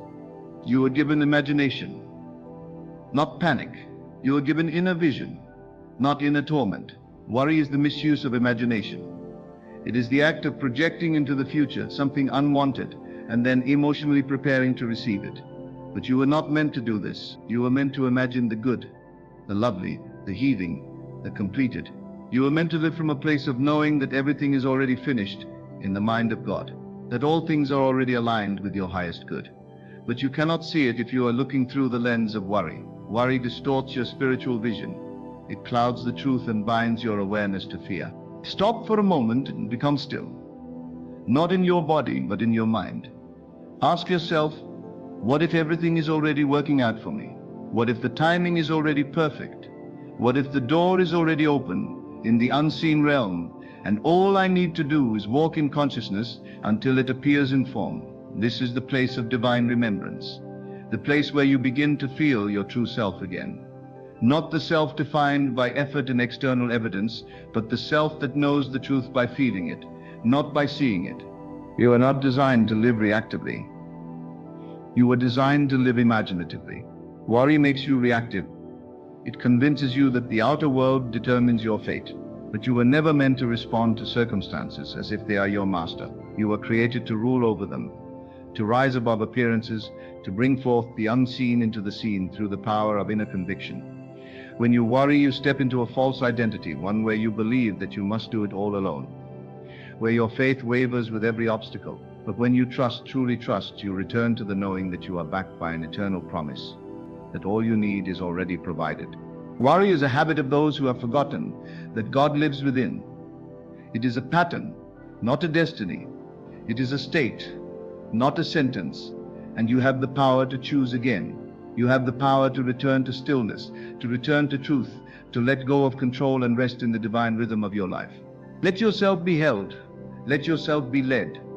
You are not created to carry everything, to fix every detail, to map out every outcome. You were created to see the end from the beginning, to walk by inner vision, and to trust that what you see within must come to pass. This is not laziness. This is divine confidence. This is not passivity. This is spiritual alignment. For when you know the outcome within, you stop scrambling in the outer, you stop panicking over timing, you stop doubting the path, you stop worshipping appearances, and instead return to the place of knowing. In that place, worry cannot exist, not because problems disappear, but because you stop identifying with them. You no longer say, this is my lack, or this is my fear, or this is my obstacle. You begin to say, this is passing, but I am eternal. This is noise, but I am peace. This is a shadow, but I am the light. You were not created to worry. You were created to assume the state of the answered prayer, the completed journey, the fulfilled vision. And as you live in that state, worry withers. It cannot grow in the presence of sustained inner faith. It cannot thrive in the atmosphere of divine remembrance. You return to who you are, not a warrior, not a struggler, not a beggar, but a being of light, of authority, of creative power. And life unfolds through assumption, not effort. The world will tell you to push, to grind, to hustle, to make it happen at all costs. But divine law is different. It doesn't operate through strain. It operates through stillness, through certainty, through the quiet acceptance that what you desire is already done, already waiting for you to align with it. Assumption is the key that unlocks the door. Not assumption in the worldly sense, not a guess, not a gamble, but spiritual assumption. The inner acceptance that the end is already yours, that the desire fulfilled is the only reality worth entertaining. You do not manifest by chasing. You do not receive by doubting. You receive by stepping into the feeling of the thing you want, and living from that place as though it were already yours. This is the sacred art of assumption. This is the quiet power that shapes mountains and parts seas, not by force but by faith. You assume the state of the answered prayer. You occupy the mind of the fulfilled desire. You speak from the victory, not toward it. And as you persist in that state, the outer world conforms, not because you fought it, but because you believe beyond it. Effort belongs to the realm of separation. Assumption belongs to the realm of oneness. Effort says, I must do something to make this real. Assumption says it is already real, and I now live in harmony with it. This is not denial. This is not delusion. This is the boldness of spiritual awareness, the unshakable knowing that inner reality creates outer form, that nothing happens outside of consciousness, that what you consistently accept as true within must express itself without. The reason so many stay trapped in cycles of worry and effort is because they are still trying to create from lack. They are still assuming that they do not yet have what they want, and therefore they must do to get it. But what you do will always flow from what you believe. What you attract will always reflect what you assume. If you live in a state of I don't have, then no matter how much you work, you are reinforcing the absence of your desire. But if you live in the state of I already received, then every action becomes inspired, every step becomes guided, every moment becomes a bridge to the inevitable. You are not here to make it happen. You are here to assume it's already happened. That assumption becomes your dwelling place. That dwelling place becomes your reality. For as within, so without. As you believe, so shall it be. Assumption doesn't mean you don't act. It means your action is no longer frantic. It is no longer rooted in fear. It flows naturally, easily, with divine timing and precision, because it is anchored in a state of already having. You no longer ask, how will this happen? You declare, it has already happened. I need only stay faithful to the vision. When you live by assumption, you shift from effort to embodiment. You are no longer trying to get something. You are now being someone. You are being the version of yourself who already received the thing. You are thinking like them, feeling like them, moving through the world like them. That inner embodiment is the signal, the frequency, the magnetic field that draws your desire to you, not through labor but through alignment. You begin to see that every delay, every silence, every closed door was never punishment. It was only waiting for your assumption to match the promise. Life is not withholding from you. It is responding to you. It is mirroring your dominant inner state. Change your state, and the reflection must change, not because you earned it, but because you assumed it. This is the simplicity of divine law. It does not ask for perfection. It asks for persistence. Persistence in the inner knowing. Persistence in the feeling of the wish fulfilled. Persistence in the assumption that what you see within is more real than what you see without. This is how the unseen becomes seen. This is how the impossible becomes inevitable. Not by the strength of your effort, but by the steadiness of your assumption. You live from the end, not toward it. You think from the desire fulfilled, not toward its fulfillment. You don't use prayer to beg. You use it to align. You don't use faith to cope. You use it to create. And creation is not a future event. It is a present awareness. The moment you assume it is done, something shifts in the unseen. The path begins to clear. The answer begins to form. The world, though it may seem unchanged, begins to bend around the one who dares to believe. And so you choose. In every moment you choose to worry or to assume. You choose to struggle or to trust. You choose to force or to align. One way leads to exhaustion. The other leads to peace. One builds a reality of fear. The other builds a reality of fulfillment. The choice is yours, and so is the power. Trust is not a word, it is a state of being. It is not something you say, it is something you feel. Many speak of trusting God, but their hearts remain in turmoil. Their minds are full of questions, doubts, and fearful imaginings. Trust, real trust, is silent. It does not argue with appearances. It does not demand evidence before it rests. It moves inward, settles into the unseen, and says quietly, it is already done. That is the essence of trust, not a desperate hoping, not a pleading prayer, but an inner agreement with the divine that what is promised is already fulfilled. You can only truly trust God when you have learned to trust the vision within yourself. The moment you see the desire clearly, and you feel the reality of it within, you are called to rest, to rest. Not in the sense of inactivity, but in the sense of inward stillness, the absence of resistance. That stillness is the fruit of trust. Trust knows the seed is already planted and does not dig it up daily to check for growth. Trust allows the process to unfold without panic. It understands that delay is not denial, that silence is not abandonment. It believes in divine orchestration even when the outer world seems out of tune. When you walk by sight, you will always be tossed by the winds of uncertainty. The world will show you contradictions, closed doors, rejection, lack, and your senses will scream that things are not working. But trust does not live by the senses. Trust lives by the inner eye. It feels the truth of what is coming, even when it cannot yet be touched. That is the great divide between the one who trusts and the one who wavers. The one who wavers demands external proof before they feel peace. The one who trusts feels peace before the proof appears, and in doing so they become the cause of the manifestation. To say you trust God while feeling anxious is to live in contradiction. True trust leaves no room for panic. It leaves no room for struggle. It doesn't mean you don't feel emotions. It means your emotions no longer have the final word. Trust makes you calm in the storm. It makes you laugh in the face of delay.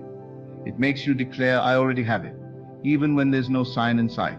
And that declaration is not empty. It is not made to impress others. It is the deep knowing that inner reality precedes outer form. So many claim to trust, yet they cannot rest. They cannot stop rehearsing worst-case scenarios. They cannot stop asking when, how, or what if. These are signs that the mind is still bound to the illusion of separation.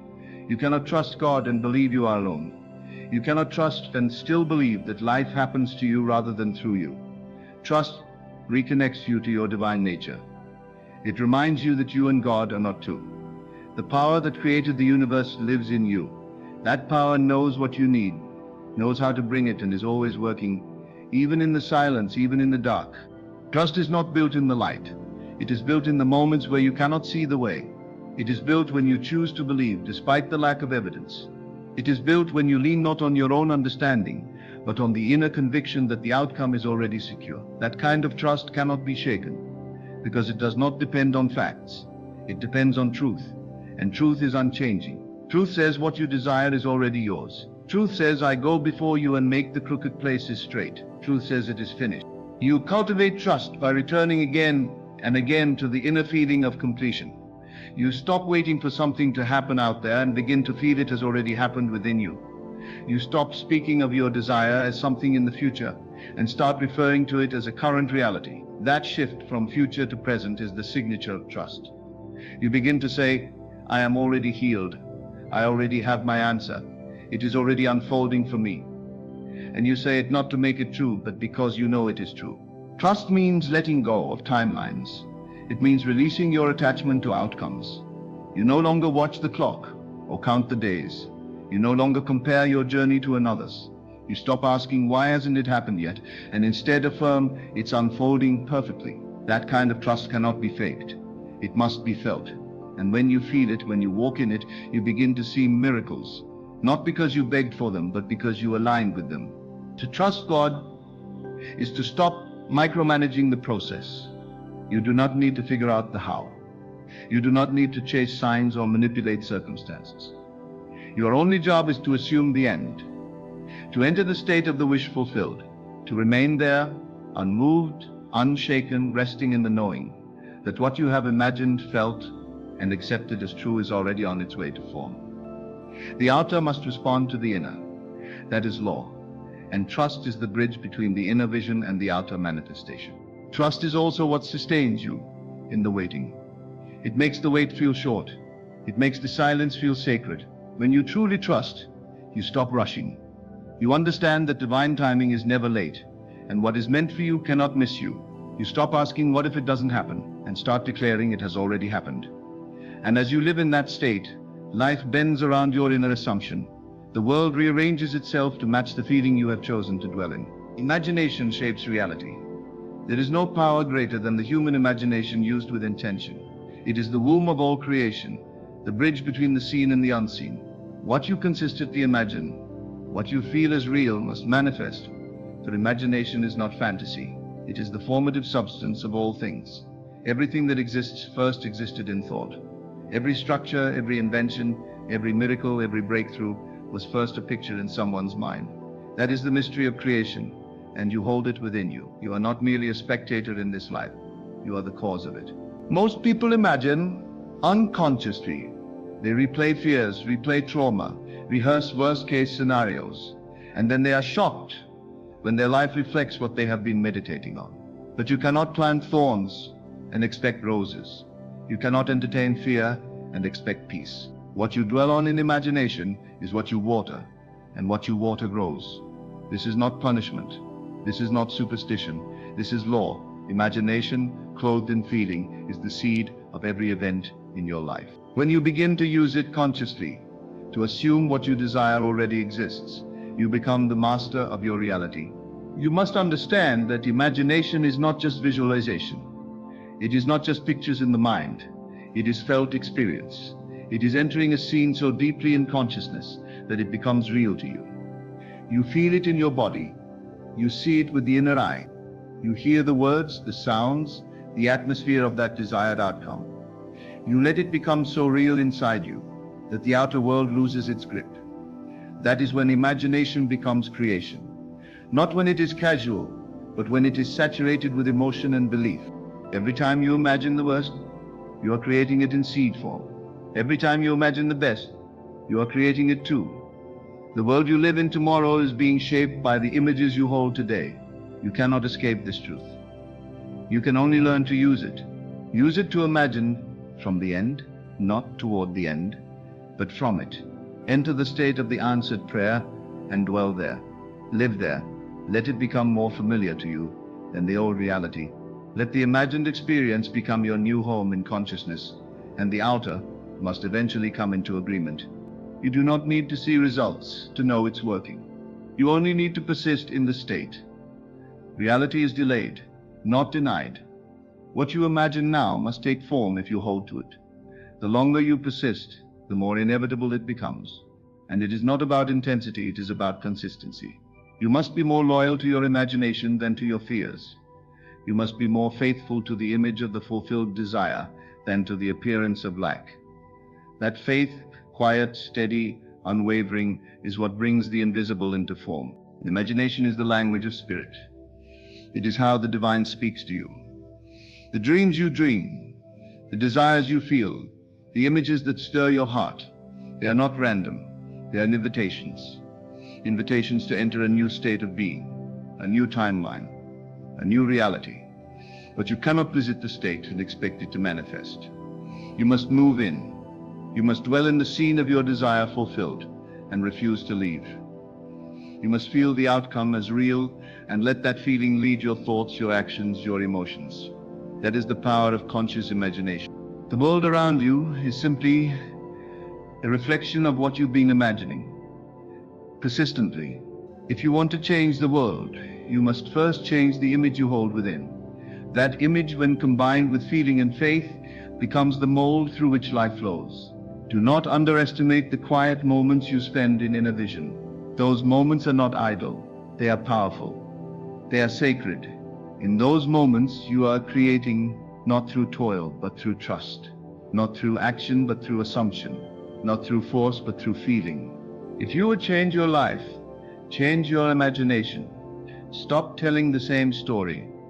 Stop rehearsing lack. Stop repeating the old identity. Begin to imagine yourself as the person who already has what you desire. Imagine yourself living the life you've asked for. Let the scene unfold. Let the emotion rise. Let the feeling settle in your chest. And then stay there. Return to it daily. Visit it in the quiet. Walk through it in your mind. Speak from it. Think from it. Move from it. And you will see that the world has no choice but to catch up with the inner picture you've chosen to make real. There is no power outside of consciousness. The world is not happening to you, it is flowing from you, from your dominant images, from your persistent feelings, from your assumptions about what is possible. So assume wisely, imagine faithfully, feel deeply, and trust completely. For what you see within is not illusion. It is creation in progress. Peace is not something to be found. It is something to be remembered. It already exists within you, waiting to be uncovered the moment you stop resisting. What is in the silence between your thoughts, in the stillness beyond the noise of worry, there is peace. But it is not the peace that the world gives, conditioned by circumstance or external validation. It is the peace that comes from knowing that life is not random. It is ordered. It is intelligent. It is flowing from a higher mind. And that mind is not distant from you. It is you. The one who learns to dwell in this inner peace becomes a master over the outer world. It does not mean there will never be storms. It means you will not be moved by them. You may walk through valleys, but you will not be shaken. Why? Because you know that the storm has no power over the one who is anchored within. You know that appearances do not define truth. You have learned to rest while the world rushes, to be still while others panic, to smile when nothing seems to be working, because your peace is not based on what you see, but on what you know. Worry is always born from the illusion that something is missing, that something has gone wrong, that you are not where you are supposed to be. But nothing is missing. Even delays are divine. Even the detours are orchestrated. Even your so-called setbacks are leading you forward. When you understand this, peace becomes your natural state. You stop fighting the moment. You stop trying to escape what is, and instead begin to cooperate with it. You see the invisible hand guiding your path, and you walk with quiet confidence. To choose peace is to step outside the limitations of your old self. It is to renounce the constant need to control, to predict, to force. It is to release the lie that says, if I don't worry, things will fall apart. Peace is not passivity, it is power under control. It is the calm assurance that what you have committed to in consciousness is already working itself out in form. It is the recognition that the outer world does not need to change first for you to feel peace. You feel peace first, and then the outer world reflects it back to you. This peace is not born from logic. It is born from spiritual awareness. It comes when you realize that you are not separate from God, from the divine intelligence, from the source of life itself. When you know this deeply, not as theory but as experience, you stop reacting to life and start responding from a deeper place. You stop asking, what should I do, and begin affirming all is well. And from that place of peace, clarity comes, direction comes, inspiration flows. You are no longer acting from fear, but from alignment.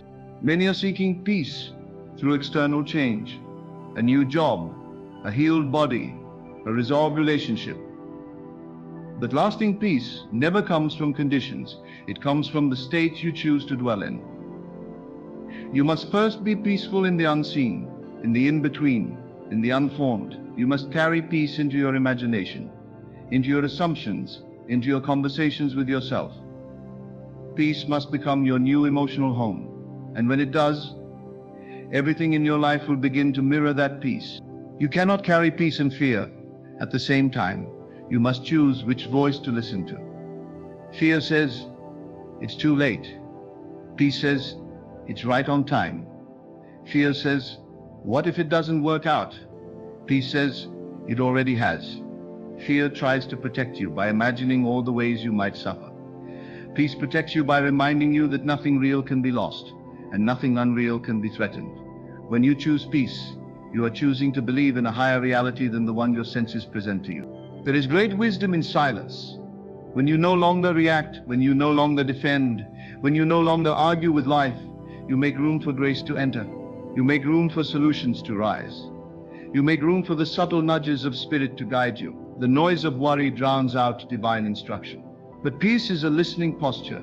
It says, I don't have to know everything. I only have to be still enough to hear what is mine to know. In that stillness, wisdom comes, not through effort, but through surrender.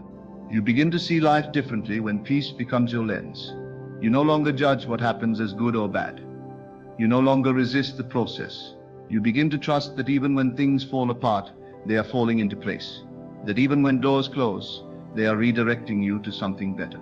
You walk slower. You breathe deeper. You speak less, but your words carry more weight.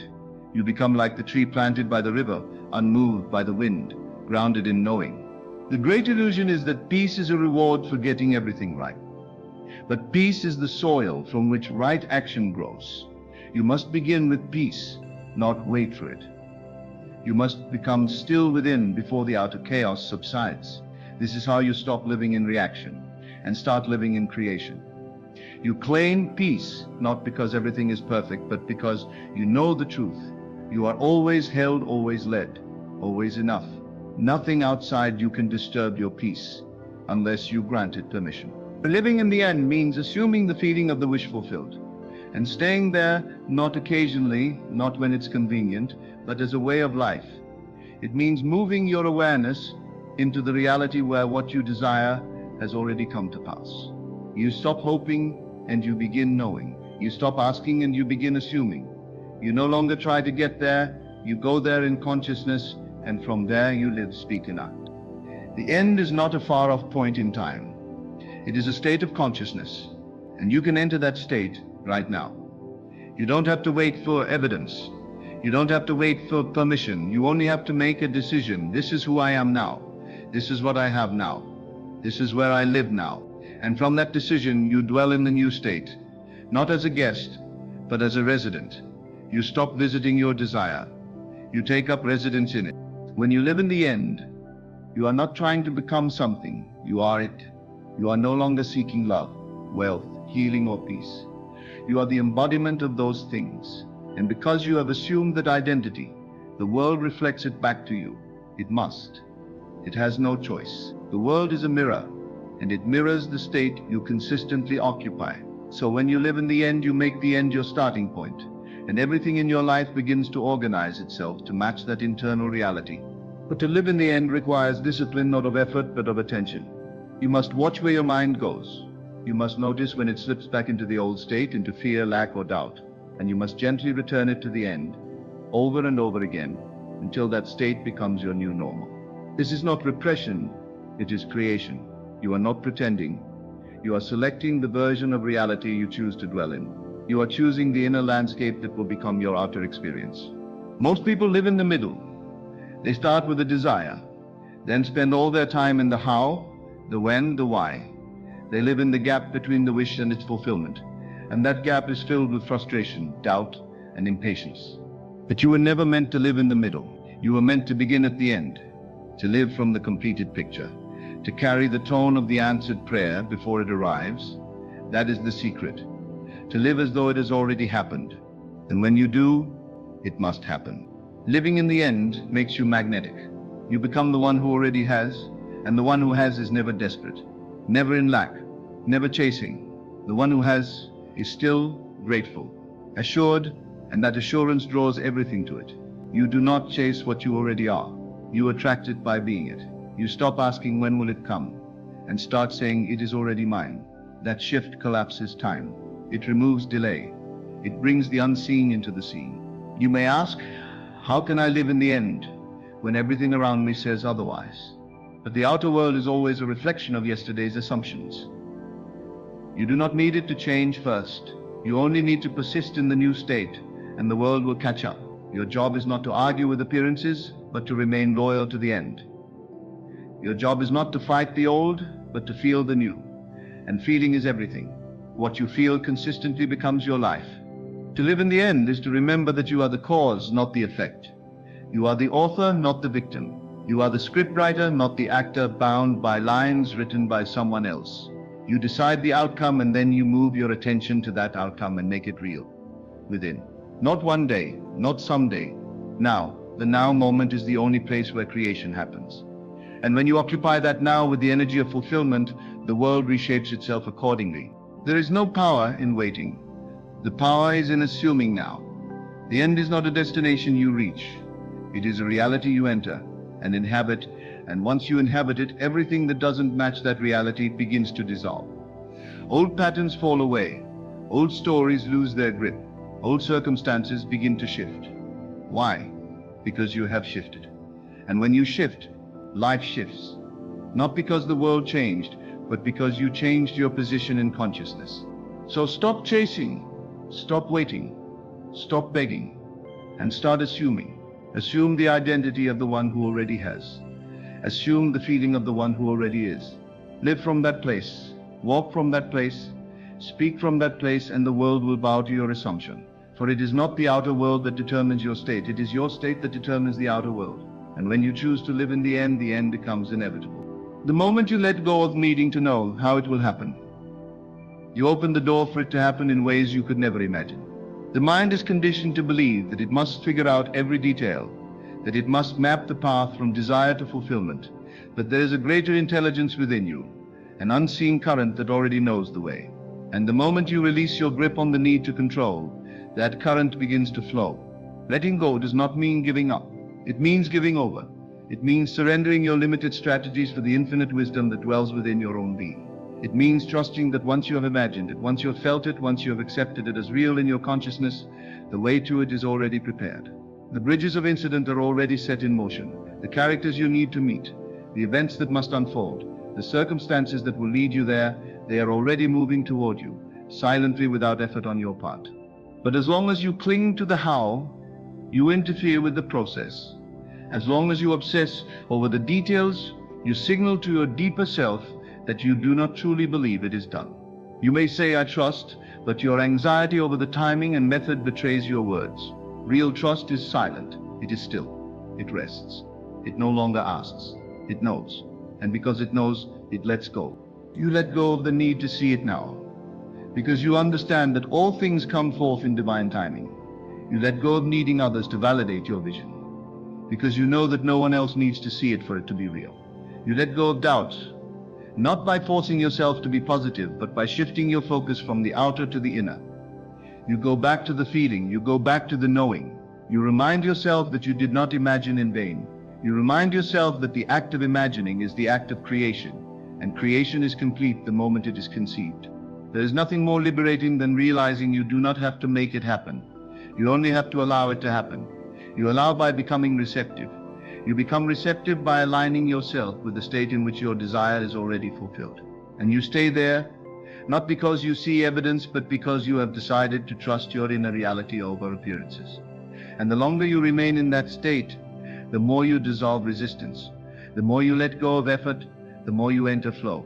The natural tendency of the old mind is to worry, to analyze, to calculate. But the deeper you go into awareness, the more you realize that none of that is necessary. The mind may scream, "But what about this? What if it doesn't happen? What if I fail?" And you simply return to stillness. You return to the truth that you are not alone in this. You are not creating by force. You are allowing by faith. And that faith is not blind. It is based on your inner experience. It is based on your decision to dwell in the end. There is a subtle but profound shift that happens when you let go. You stop pushing. You stop trying to make things happen through human effort alone. You rest in the knowing that what is meant for you is already yours. And that knowing magnetizes it to you, not through striving, but through surrender, not through performance, but through presence. You no longer carry the weight of your future. You trust that it is unfolding perfectly, and that trust becomes your peace. Letting go is not passive. It is deeply active in the invisible realms.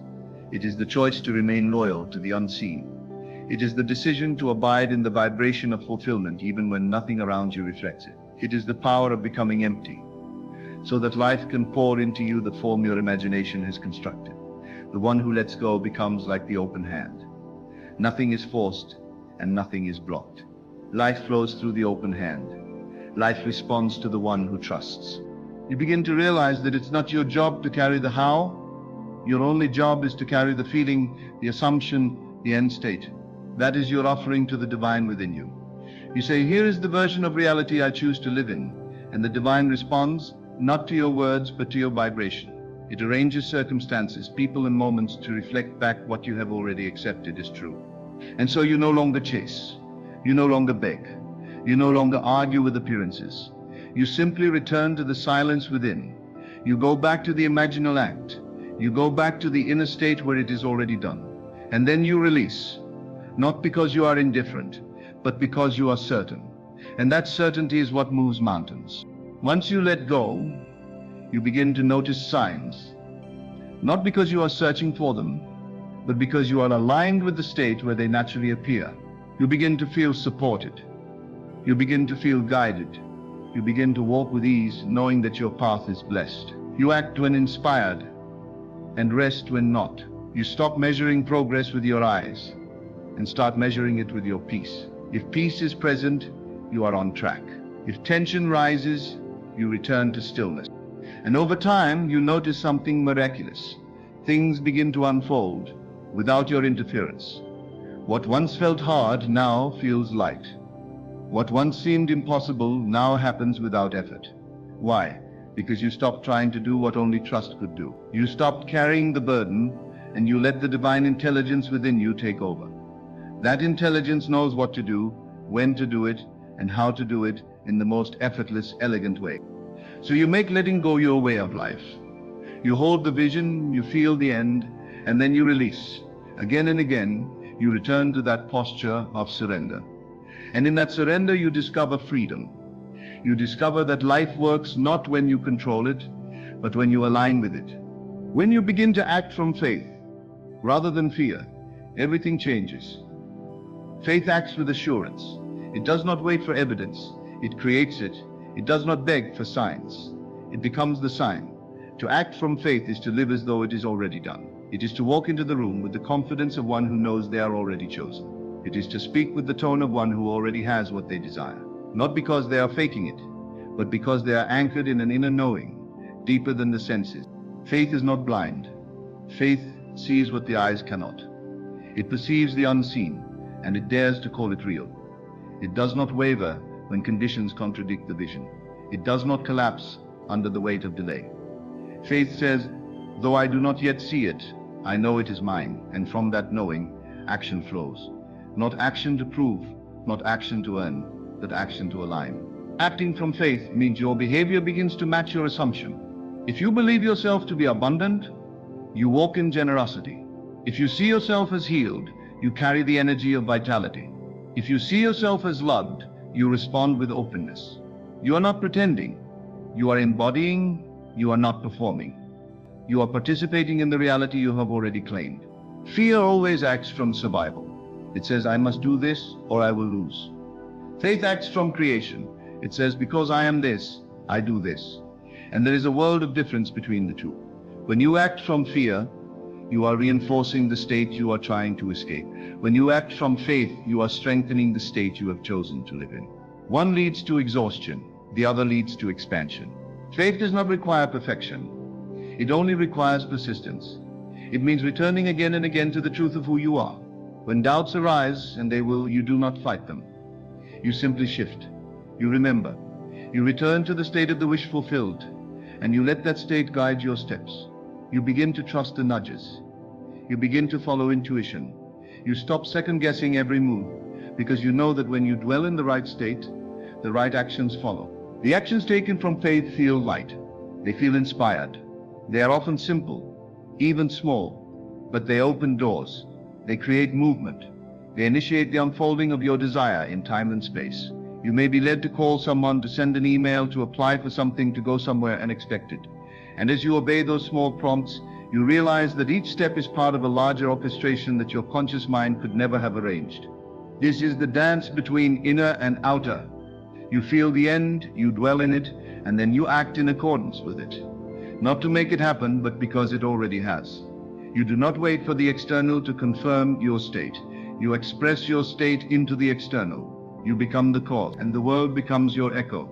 Even when nothing seems to be changing, faith keeps you steady. You know that just as a seed takes time to break through the soil, your inner work is germinating. You know that what you have assumed will come forth not through effort, but through resonance. And so you act not out of desperation, but out of alignment. You do what feels natural in the state of the wish fulfilled. You live from the end, and life responds. To act from faith is to honor your imagination as truth. It is to treat your inner world with reverence. It is to move through the world as if what you desire is already fact. And in doing so, you draw that fact into form. Your movement becomes your magnet. Your decisions become declarations. Your life becomes a mirror of the state you have chosen to embody. And this is how manifestation becomes effortless. Not because you did nothing, but because you acted from the right state. You lived from fulfillment rather than lack.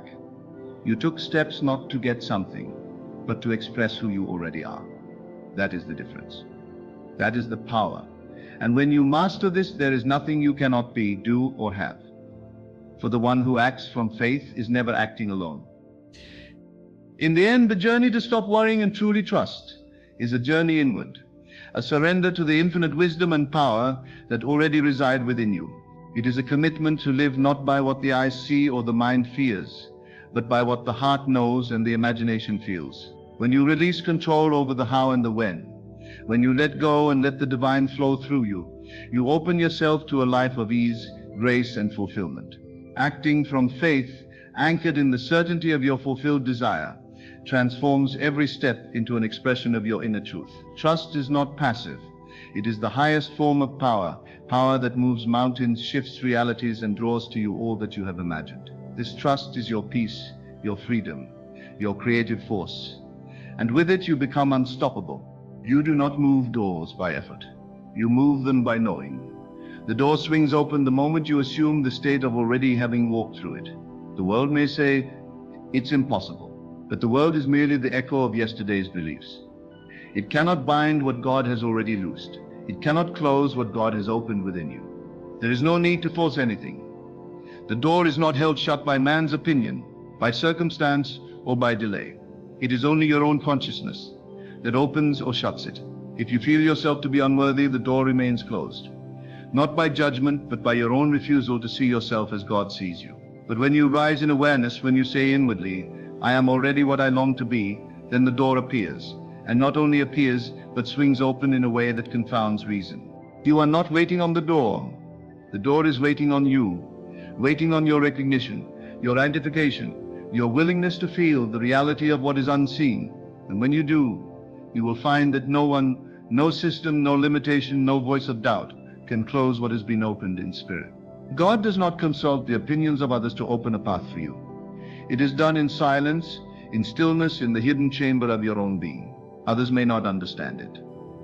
They may wonder how, or why, or through whom, but you will know. You will know that it was not by might, not by power, but by the inner awareness of I am. Assumption opens doors.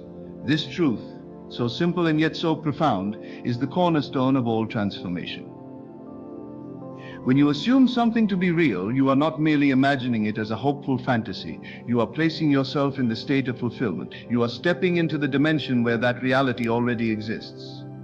It is not a matter of hoping or wishing. It is a matter of knowing and living from the end. The assumption is the act of faith, the movement of inner being toward what is already yours in spirit. And once you make that assumption and abide in it, the outer world must conform. It has no choice.